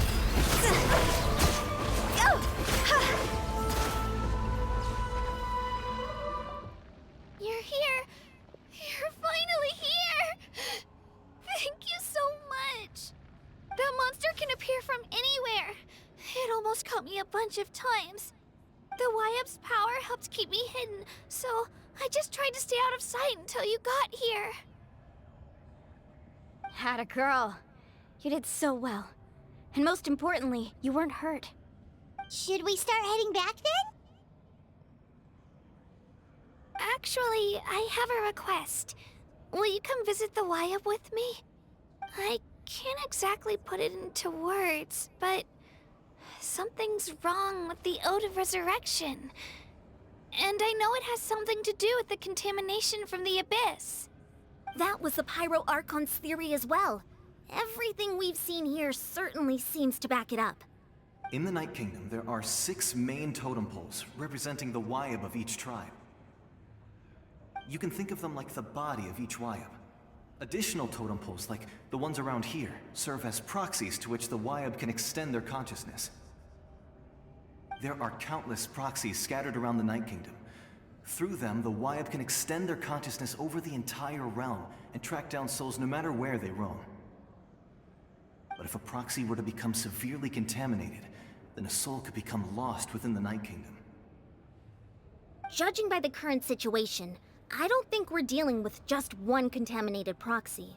Even if we could drive back the abyssal power from one of them, that probably wouldn't even put a dent in the problem. Still, we can't just leave the Wyab to suffer. It's protected me this whole time.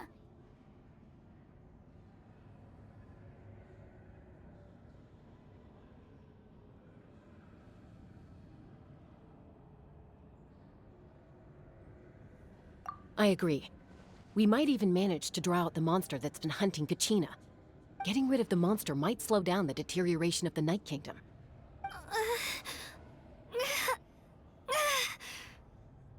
Kachina? What's wrong?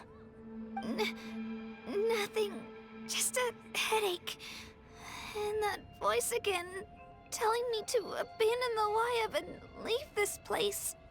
Maybe we really should leave. Kachina's already been here for too long. No, I'm fine. I don't plan on listening to that nonsense. I can hold on. Just up ahead. I'll lead the way. Besides, I can still fight, so please, help me out a little longer. Listen to me, Kachina. We'll come with you, but that's because we want to help the Wyab, not because we have something to prove.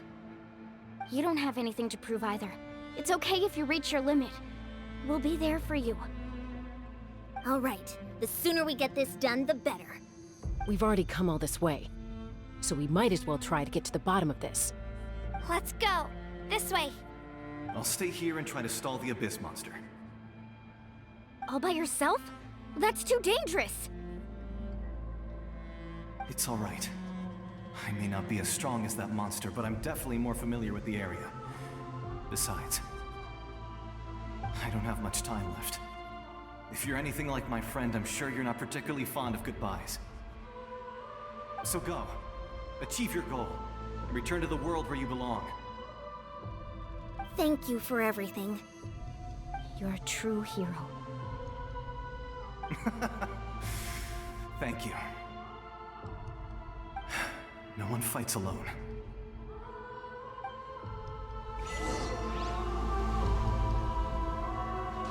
Does your head still hurt?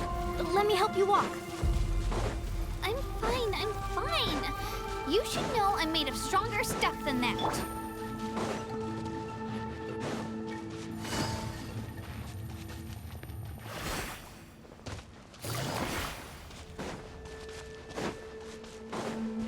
Take it easy.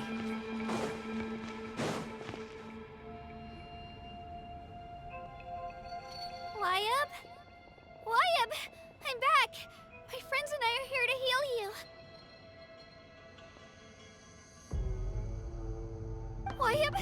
Can you hear me? Wyabb?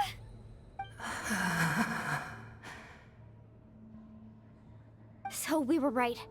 The contamination is already too severe. It's preventing the Wyabb from answering our calls. All right, get ready, everyone. Time to purge the abyssal energy from this place.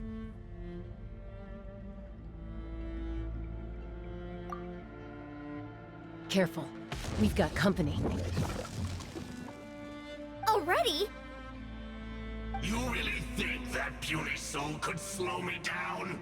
Courage in the face of futility is pure folly. He tried to get in my way, so I disposed of him.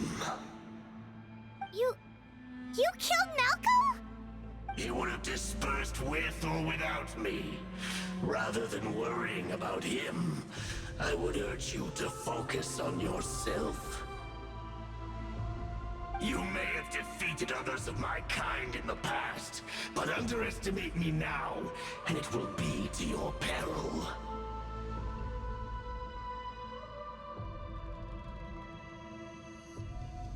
No, the power of the Abyss is intoxicating. The destruction it seeks, I thought this naive little girl was an exception, but it turns out humanity is full of lambs willing to offer themselves up to the slaughter. That is the tragedy of your short lives. You understand nothing of all-encompassing power. Ancient names, pride, friendship, all empty ideas invented to give you a false sense of self-worth. They possess no power at all. The Pyro Archon created those grandiose ideals out of pure selfishness. Anything to avoid sharing power. Anything to avoid handing over the primordial gift to ordinary people like you. Don't believe me? Then ask yourself, why is the Pyro Archon strong beyond measure, while you, Kachina, remain so pathetically weak?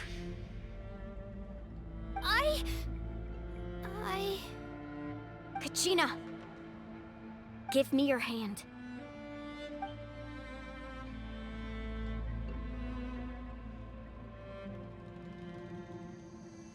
Feel that? I'm right here next to you. Thanks, Moalani.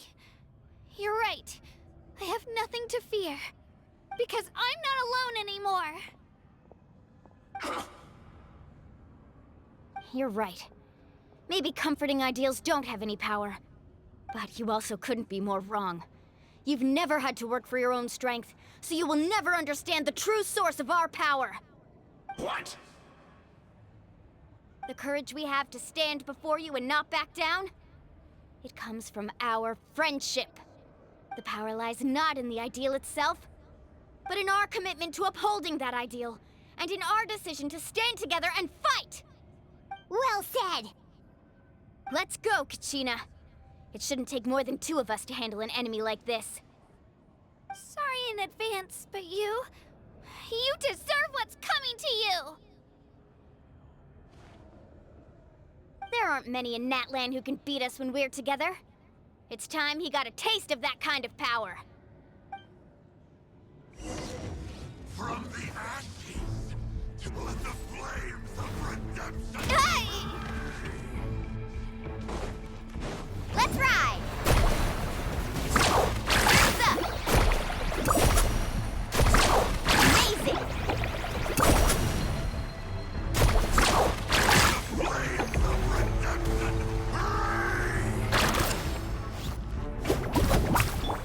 Let's go, Swirly! Swirly, down! Woohoo!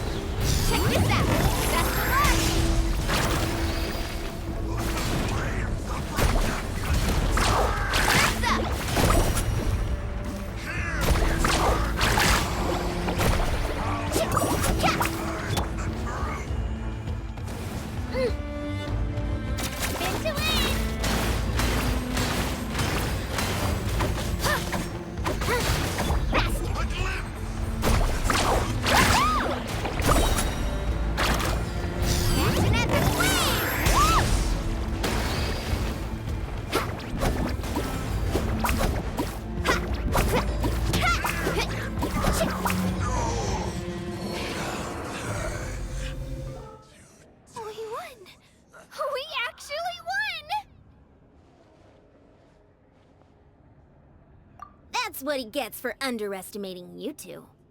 Fantastic work, Kachina! Absolutely fantastic! This makes me so unbelievably happy. I'm happy too, Mualani. Together we really are unstoppable.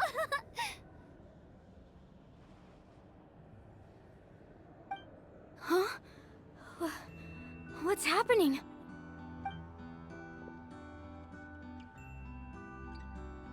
My ancient name is glowing? But I thought I didn't bring it with me. It's probably a projection from the real world. But that doesn't explain why it's glowing all of a sudden. Wait, does that mean you're...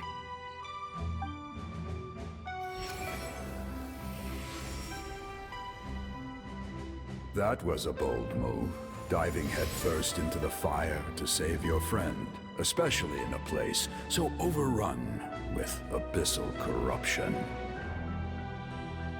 Still, seeing you pull it off was really something. Everything you said was exactly right. As isolated individuals, we stand no chance against the power of the Abyss. It took years' worth of scars, lots of unnecessary suffering for me to understand that for myself. The Pyro Archon's plan will unite us as one. Everyone has a part to play. Only then will we have the power to defeat the strongest of foes. Who are you? Tupac, a warrior from the people of the Springs. I fought against the Abyss during the invasion 500 years ago. I've heard that name before. You were the giant who saved all of Natlan. Since you were able to awaken my words from your ancient name, that means you have fully embodied the aspirations of the Waiub. Under the name Umoja, you shall unite the tribes and save Natlan from its impending doom. Me? As long as blood still runs through your veins, even the tiniest spark of steel against stone can ignite a flame. Its blaze will become one with our vision for Natlan. Even amid everlasting darkness, our bonds remain eternal.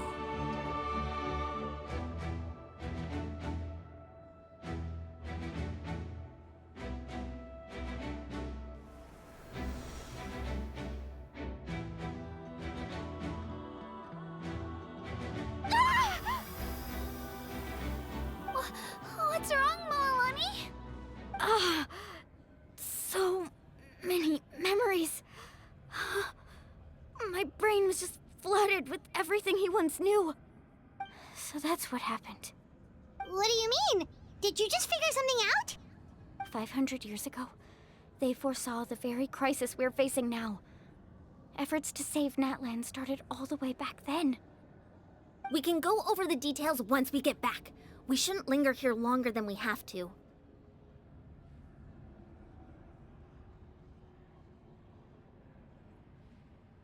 I know bits and pieces, but I had no idea Mualani was also part of the plan. This sounds like something that's going to need a lot of explaining. Let's focus on saving the Waiub first.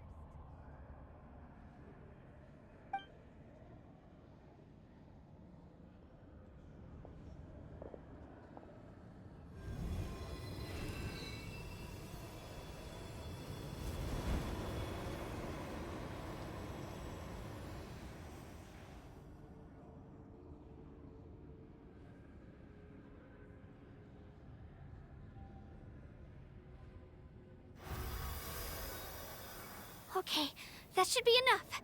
Waiub? Waiub? Can you hear me?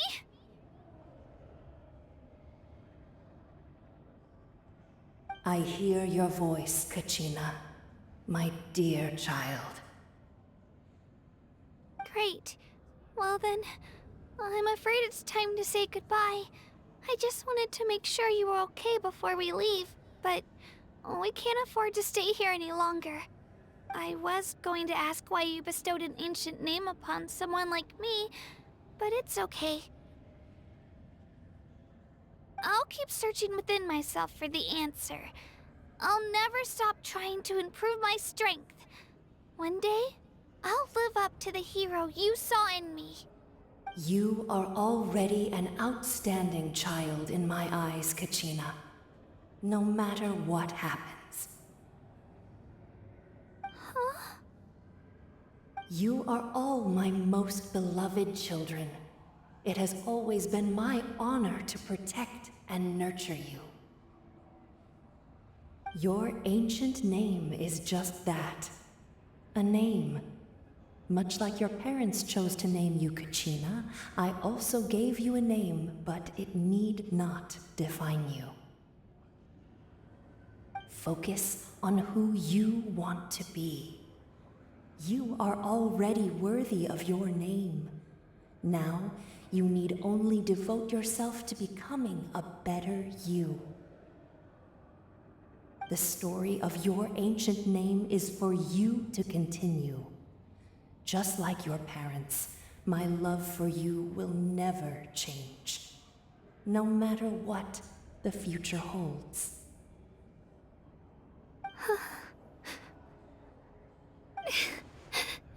Thank you, Wyatt.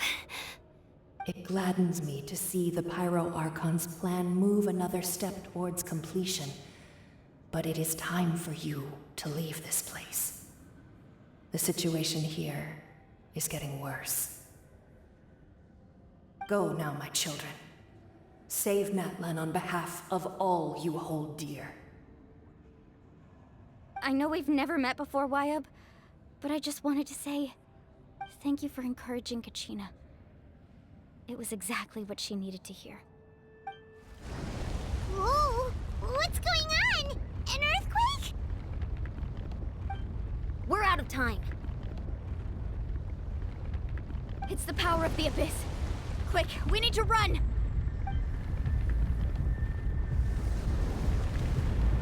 It's a Seelie! The Seelie opened the way for us!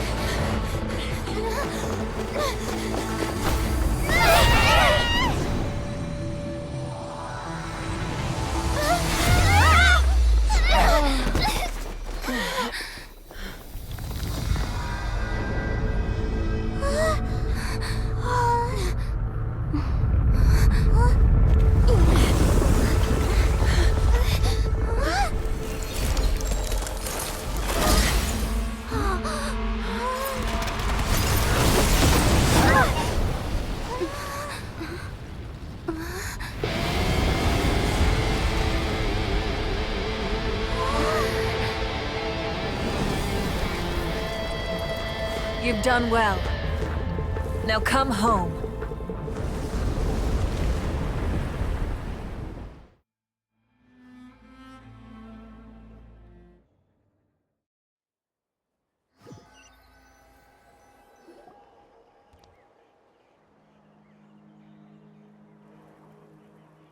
We're back!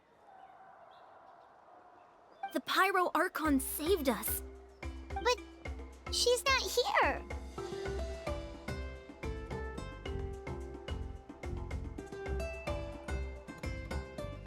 Yeah, didn't she say she used it all up? She's still in the speaker's chamber. What we saw in the Night Kingdom was just her consciousness. So you're saying her consciousness did all that? Every great display of power comes at a price.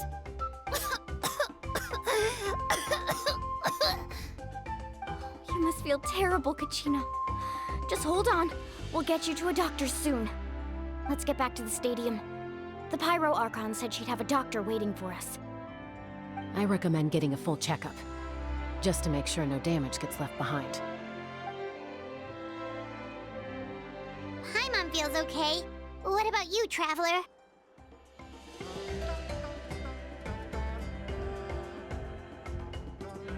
Right. You always seem to do pretty well against the Abyss. Let's get going. We need to share what we learned in the Night Kingdom as well. Right. The Wyatt mentioned something about the Pyro Archon's plan. What is it exactly? I'll let her explain everything. We're all a part of the plan now. Every move we make from here on out will decide Natlan's ultimate fate.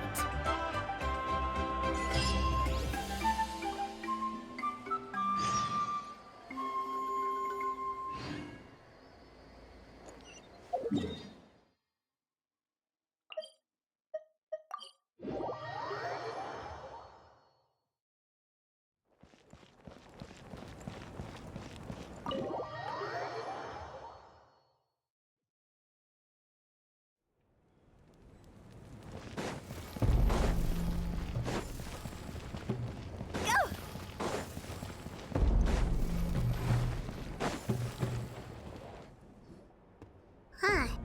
There's a lot less stuff here than before. It's good to see you all here in one piece. I know you must have a lot of questions, but let Koichi check you over first. It's best not to let any lingering effects of the Abyss go untreated. Thank goodness you made it back. I came here as soon as the Pyro Archon told me about your plan. Take a seat, everybody. I'll examine you one by one.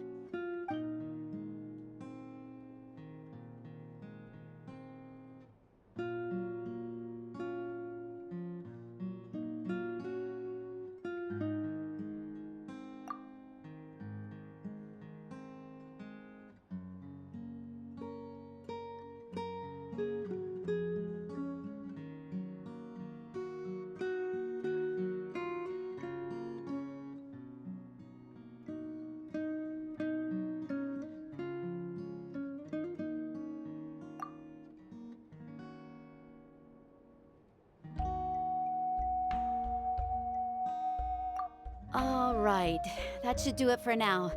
But just to be safe, I'll perform another checkup in a couple of days. I have to say, though, I've never seen anyone react to the Abyss like you, Traveler.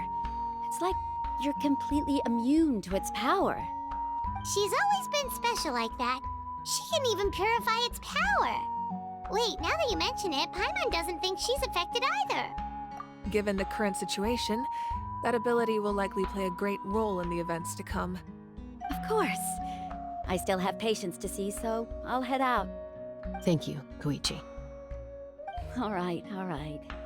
We might not see eye to eye, but we both had good intentions. Just give it time. I'm sure we'll figure things out between us one day. Yeah.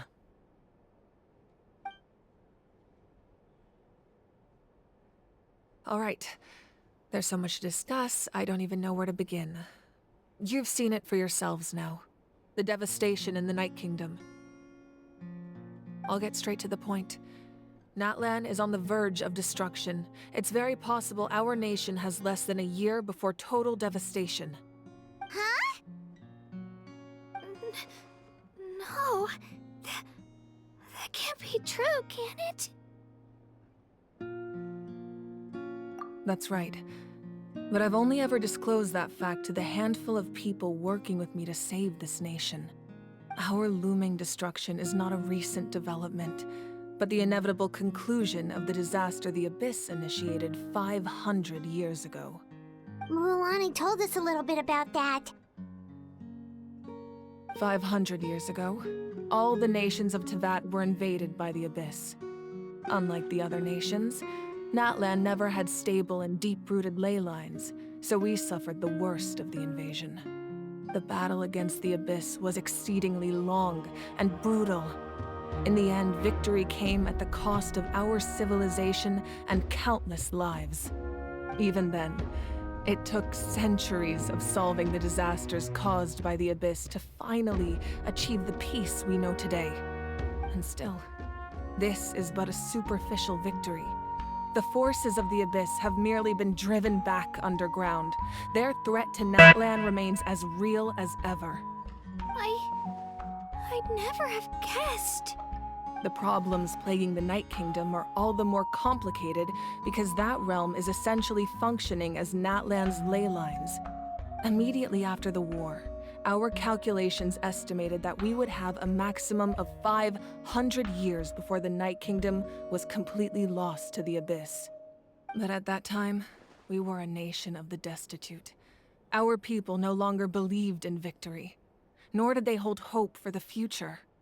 Our civilization was dying, our faith crumbling, and the line of power passed down from the Wayab nearly severed.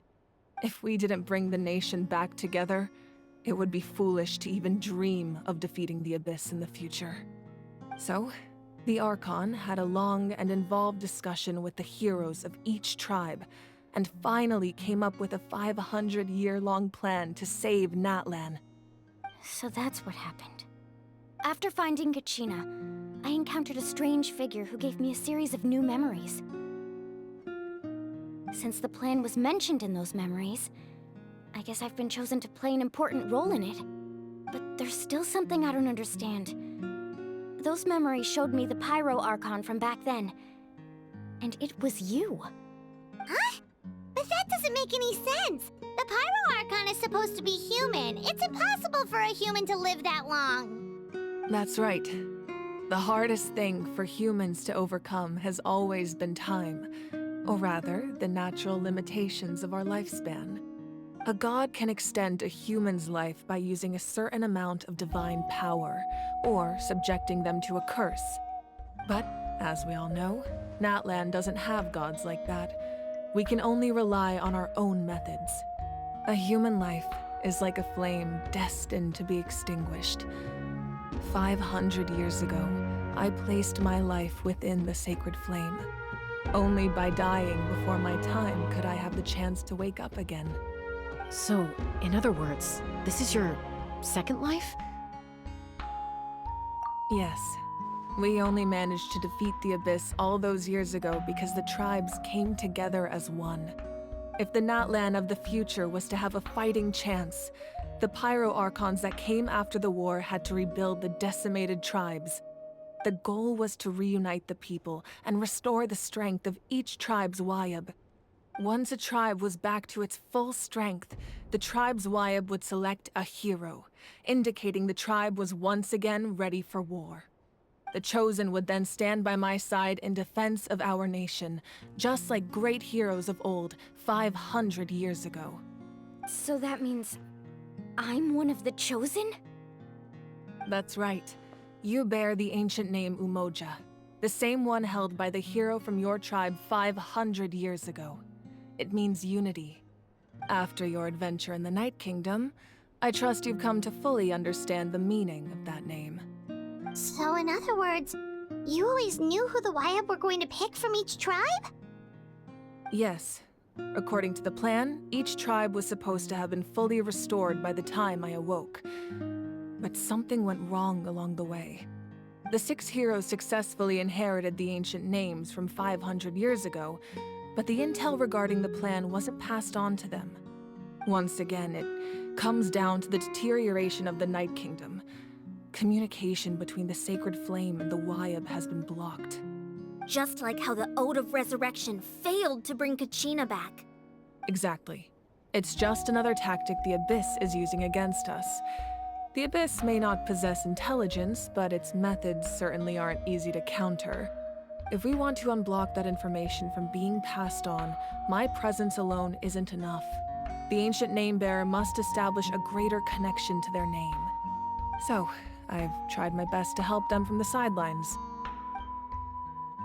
Currently, Shilonen of the Children of Echoes, Kinich of the Scions of the Canopy, and Iansan of the Collective of Plenty have all been acknowledged by their names. During your adventure, you too earned the acknowledgement of your Wayab Mualani. In the process, you gained the memories stored within your name.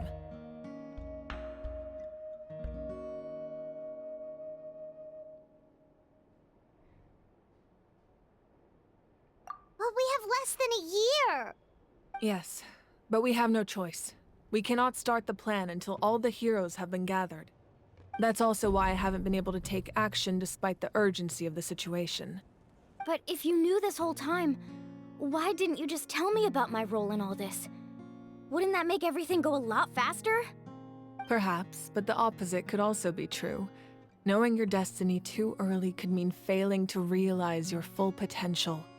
Just like your determination to save Kachina, I hope your commitment to this endeavor comes from your own strength of will, rather than a sense of obligation.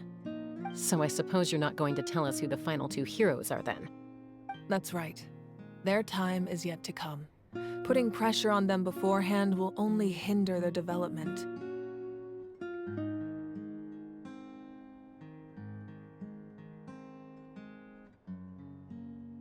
I can only trust in the judgment of the Wayab. I have never believed I could solve this crisis alone. In fact, it was precisely because I chose to trust and rely on others that we managed to get this far. Natlan's salvation lies not in its Archon or any singular individual, but in us all.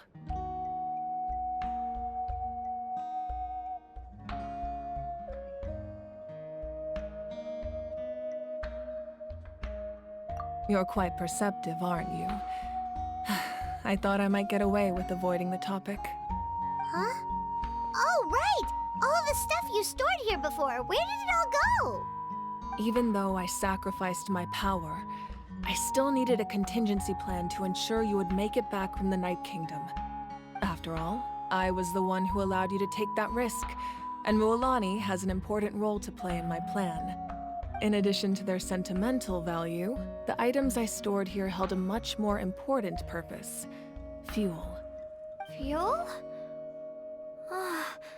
So back then, that's why you... Yes. The stories embodied by those items are certainly important, but there's an even more significant trait they all share. Every item belonged to a hero of Natlan. Over time, they became imbued with a certain amount of contending fire from being carried in battle. On their own, each item's power is limited, but together, their combined effect can prove quite useful in a dire situation. By burning those items, I was able to activate the contending fire stored within them to open the boundary between the two worlds. It was a rather crude approach, so all their power was depleted in an instant, as you can see. But weren't they all precious treasures? What about their stories? That's exactly why I dragged you all here. No matter what, I never wanted the Pyro Archon to have to use that power. Oh, I'm so sorry. You have nothing to be sorry for. You all deserve my thanks, actually. If you hadn't saved the totem pole, that area of the Night Kingdom would have been forever lost to the Abyss. And then, it would only be a matter of time before the Children of Echoes was met with disaster. Besides, when those heroes entrusted their belongings to me, or the Pyro Archon of their time, it was out of a desire to contribute to Natlan's survival. If they knew those items helped save the present-day heroes of Natlan, they would not mourn their loss. Even when you put it that way, I still feel bad. There's no need. Remember what I told you about time? The people and the events of the past are never truly lost to us. We simply carry them with us in a different form. In that sense, we didn't lose anything at all. If you still have regrets, let them fuel your resolve in the battles to come. Your deeds will become new legends and nurture new forms of power just like the items once stored here. Well, we'd still like to return the favor.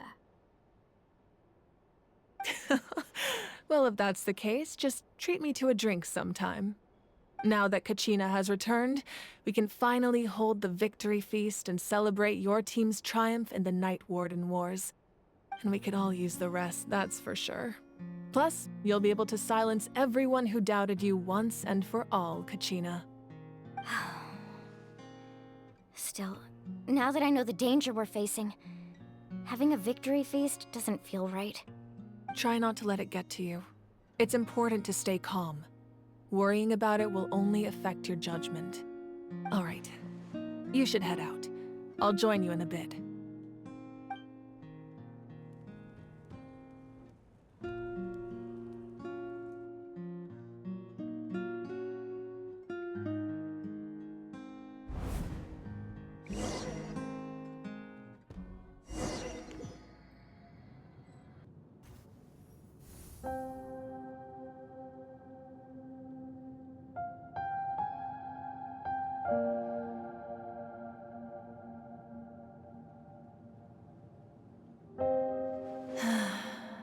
When I was young, I used to sit by the hot springs and listen to the stories of warriors from all over Natlan. They attract people from all walks of life. Friends come easy here, no matter what tribe you're from. The people of the springs have never claimed the hot springs as their own private property. They are there to bring all hot spring buddies together. It's been really nice seeing the children of my tribe get older. It's helped me gradually understand the true value of the springs. I've witnessed their energy, their determination, their absolute passion for life. Even when they cause trouble, I never managed to hold on to my anger for long. It's unbelievable how quickly they worm their way back into my good graces. I'm certain Mualani will become a great warrior when she grows up. She possesses infinite potential.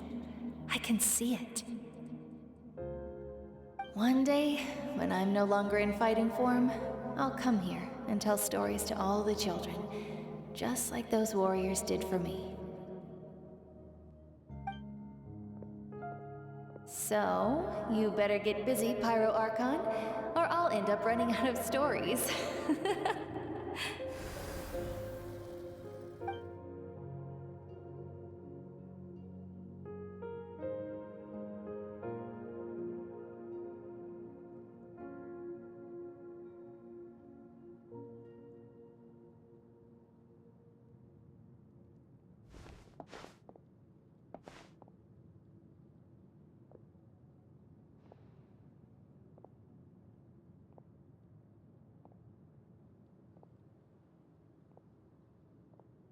Our nation is engulfed in darkness. Our tribes stand divided, and yet you promise victory in the distant future.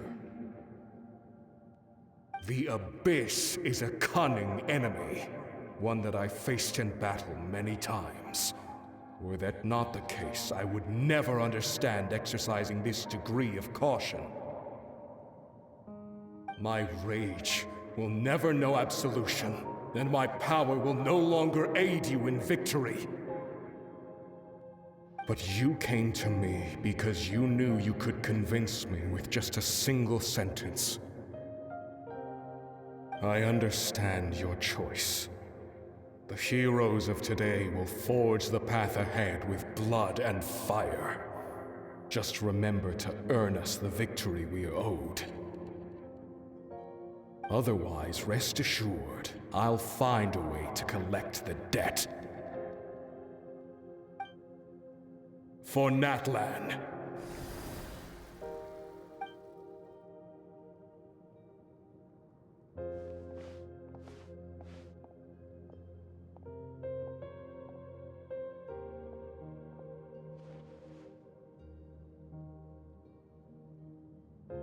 So, you're gonna head 500 years in the future to serve as the Pyro Archon again? But what about the you from right now? You're just gonna die? You can't ask her those questions and expect her to answer, my dear. The decision is hers to make, and she deserves our support. We will do everything we can to rebuild the tribes. Don't you worry. Even across time, we will all do our part to fight for Natlan's future. Yeah, Mom's right. We'll always believe in you, sis. Oh, seriously though, Dad should be here. Where is he? I imagine he didn't know what to say, so he chose not to come at all. Don't take it to heart, my dear. That's just who he is. Just remember, no matter what happens in the future, we will always love you.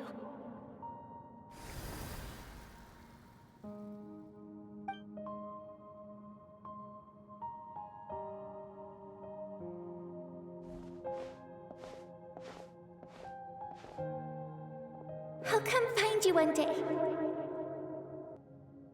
I know I can't live that long, but I'll think of something. There has to be a way for us to meet again one day. If there's an answer out there somewhere, I'm gonna find it. So, don't forget about me.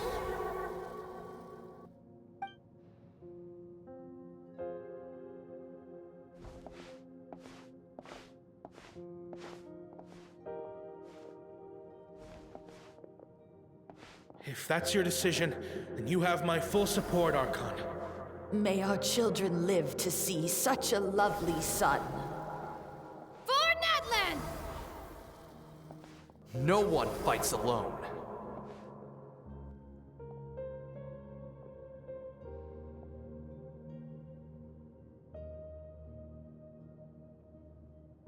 The rules are my legacy. They shall grant us the strength to overcome the next tragedy. War forged the 6 tribes, taught us how to fight, instilled in us what it means to love. Who will be the one to bring this to an end?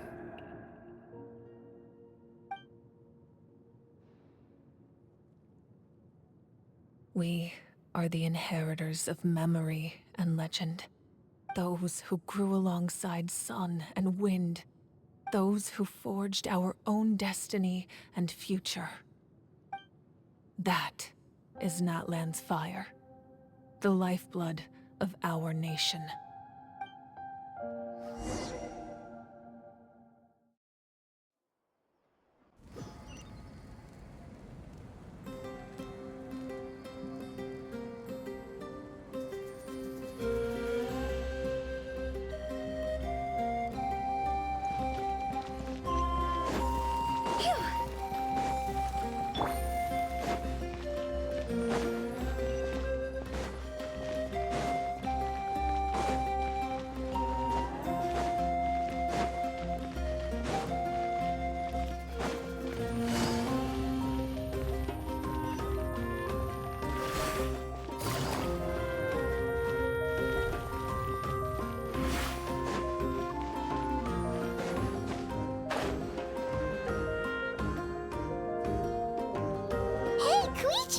You here for the victory feast too? Oh, no. I knew Chaska would be here, so I just came to deliver some medicine. I was about to leave, actually. But it's not that I don't want to celebrate Kachina and the others. I'm so glad she made it back. It's just... well, I'll make things awkward if I'm around my sister right now. Ah, well, you two had a fight, so Paimon can understand. She didn't cause any trouble during your trip, right?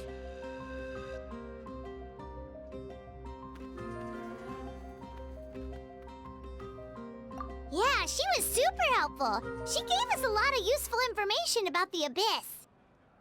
That's good. That's all I needed to know. Is there a reason you asked? You were pretty outspoken when we first met, but now it's like you're holding something back.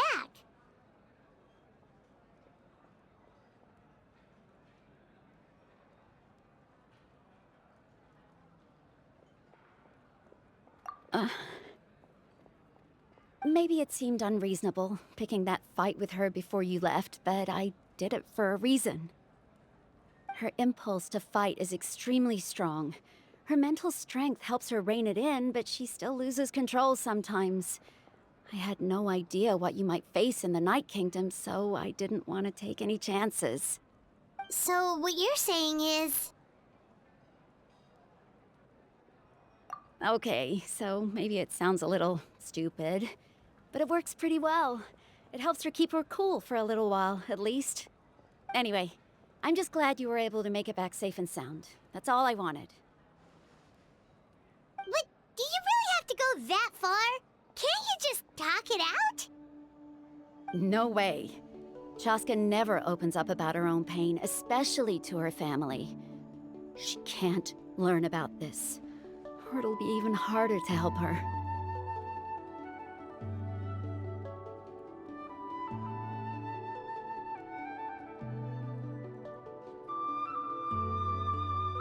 I appreciate the understanding, and don't worry.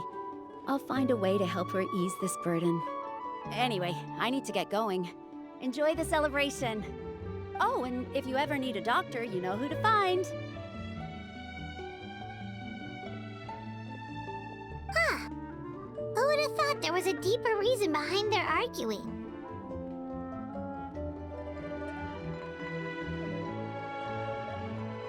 In the end, it's all the Abyss's fault. Paimon's had enough of them.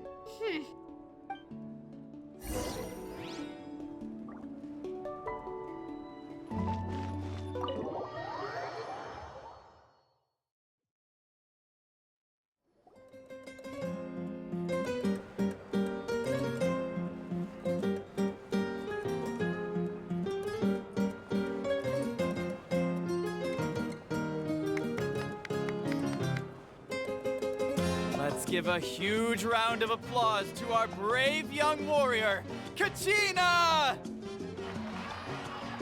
Woohoo! Well done, Kachina. Thank you, everyone. I'm so glad I finally made it. I always knew you could do it. With so much potential at your age, you have a great future ahead of you. You're one to talk. Don't think I didn't know you were the first person to abandon your team. I'll be dealing with you when we get back. I had no choice.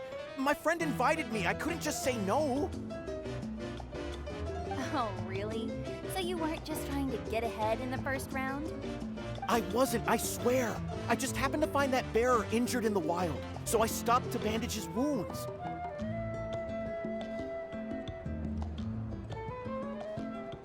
When he insisted on repaying the favor, what was I supposed to do? I'm just one person. I figured Kachina would have no trouble replacing me. But the fact of the matter is that after your departure, everyone else started thinking about swapping teams too. I'm really sorry, Kachina. It was wrong of us to abandon you like that. It's amazing that you still made it all the way through to the Night Warden Wars. That's the highest honor. So, what about you guys? Did you make it far? Our team captain drank too much the night before the competition and turned up late to the stadium on the day. We got disqualified.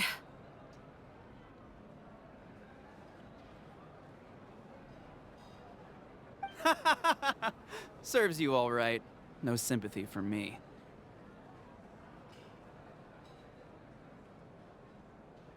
All right. There's no need to be like that, Uncle Pakal.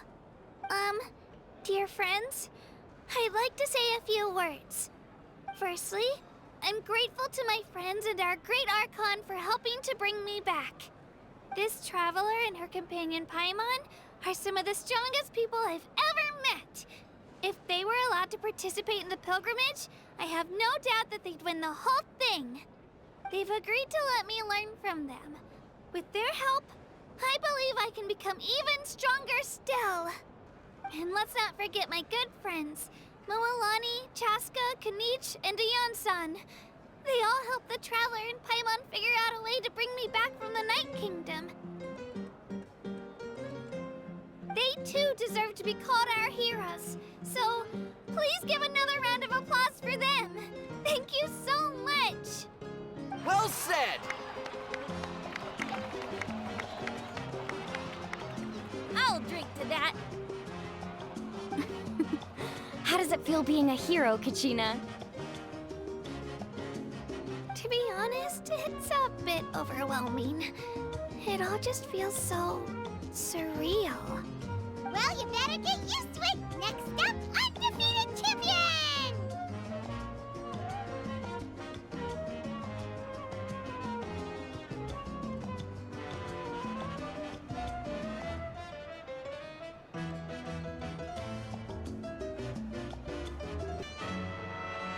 Hey, please don't make fun of me.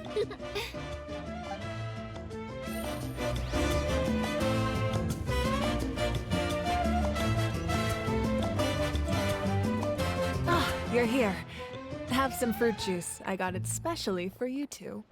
How did you know? That's Paimon's favorite! You look like you've still got questions. Ask away. Because they had their own lives to live. The thought of telling them, abandon your families and everyone you love, and come with me to the end of time, for in 500 years Natlan will be destroyed, it seemed too cruel. You could just as easily point out that everything in this world would come to an end eventually. But life is short. And beyond a point, it just doesn't seem real. Imagine if I said, let's leave right now, and go save the sun because it'll flame out in a few million years.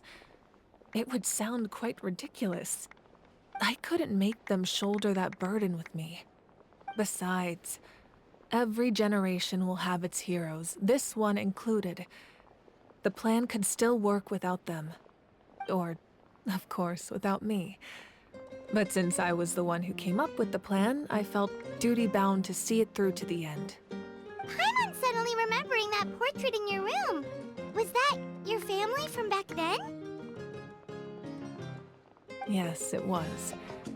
So when you asked me who my sister grew up to be, the truth is that very little information survives. From what I've been able to piece together, I can conclude with a reasonable degree of confidence that she ended up as an architect and artist. She played an instrumental role in rebuilding the scions of the Canopy tribe, designing and building many houses. But of course, none of her buildings are around anymore. Still, it was an impressive achievement, and I'm very proud of her. You feel loss keenly. It seems to stir up feelings of regret in you.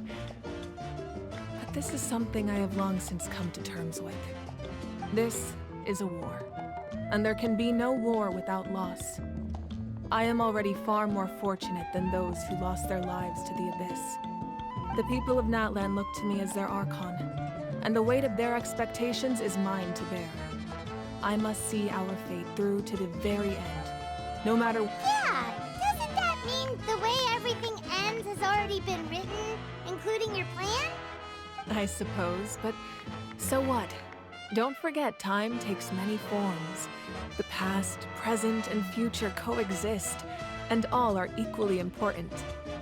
Even if the future ends in destruction, there's still no reason to give up on the here and now. And it's precisely because we humans cannot know our fate that we will never give up on our struggle. This is a pivotal moment. We are still 2 heroes short. Well, 3 to be precise. There's one further hero who I'm hoping to get on my side, whatever it takes.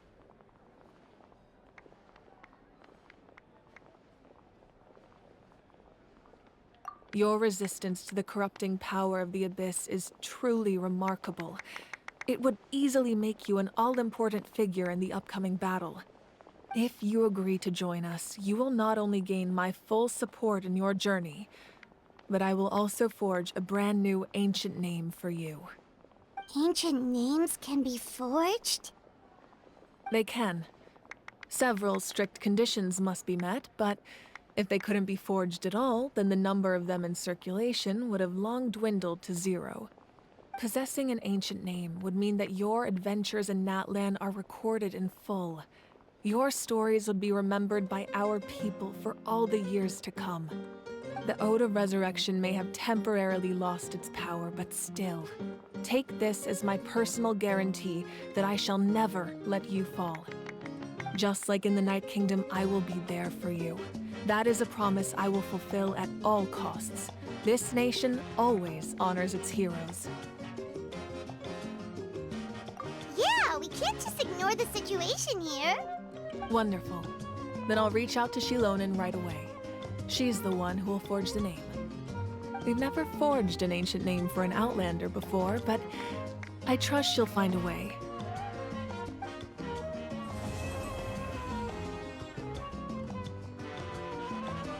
My lord, we've received word that the Pyro Archon has lost much of her power.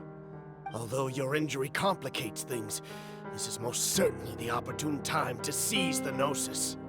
Victory and defeat are rules, not outcomes.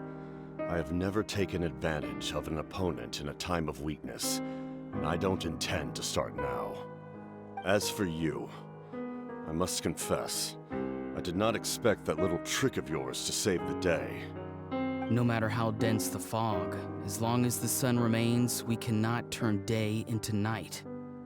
She could have dispelled it. She simply chose not to. You don't have much time, and you're injured on top of that. What do you plan to do next? I'm beginning to see just how useful you may turn out to be. You heard something from here, didn't you?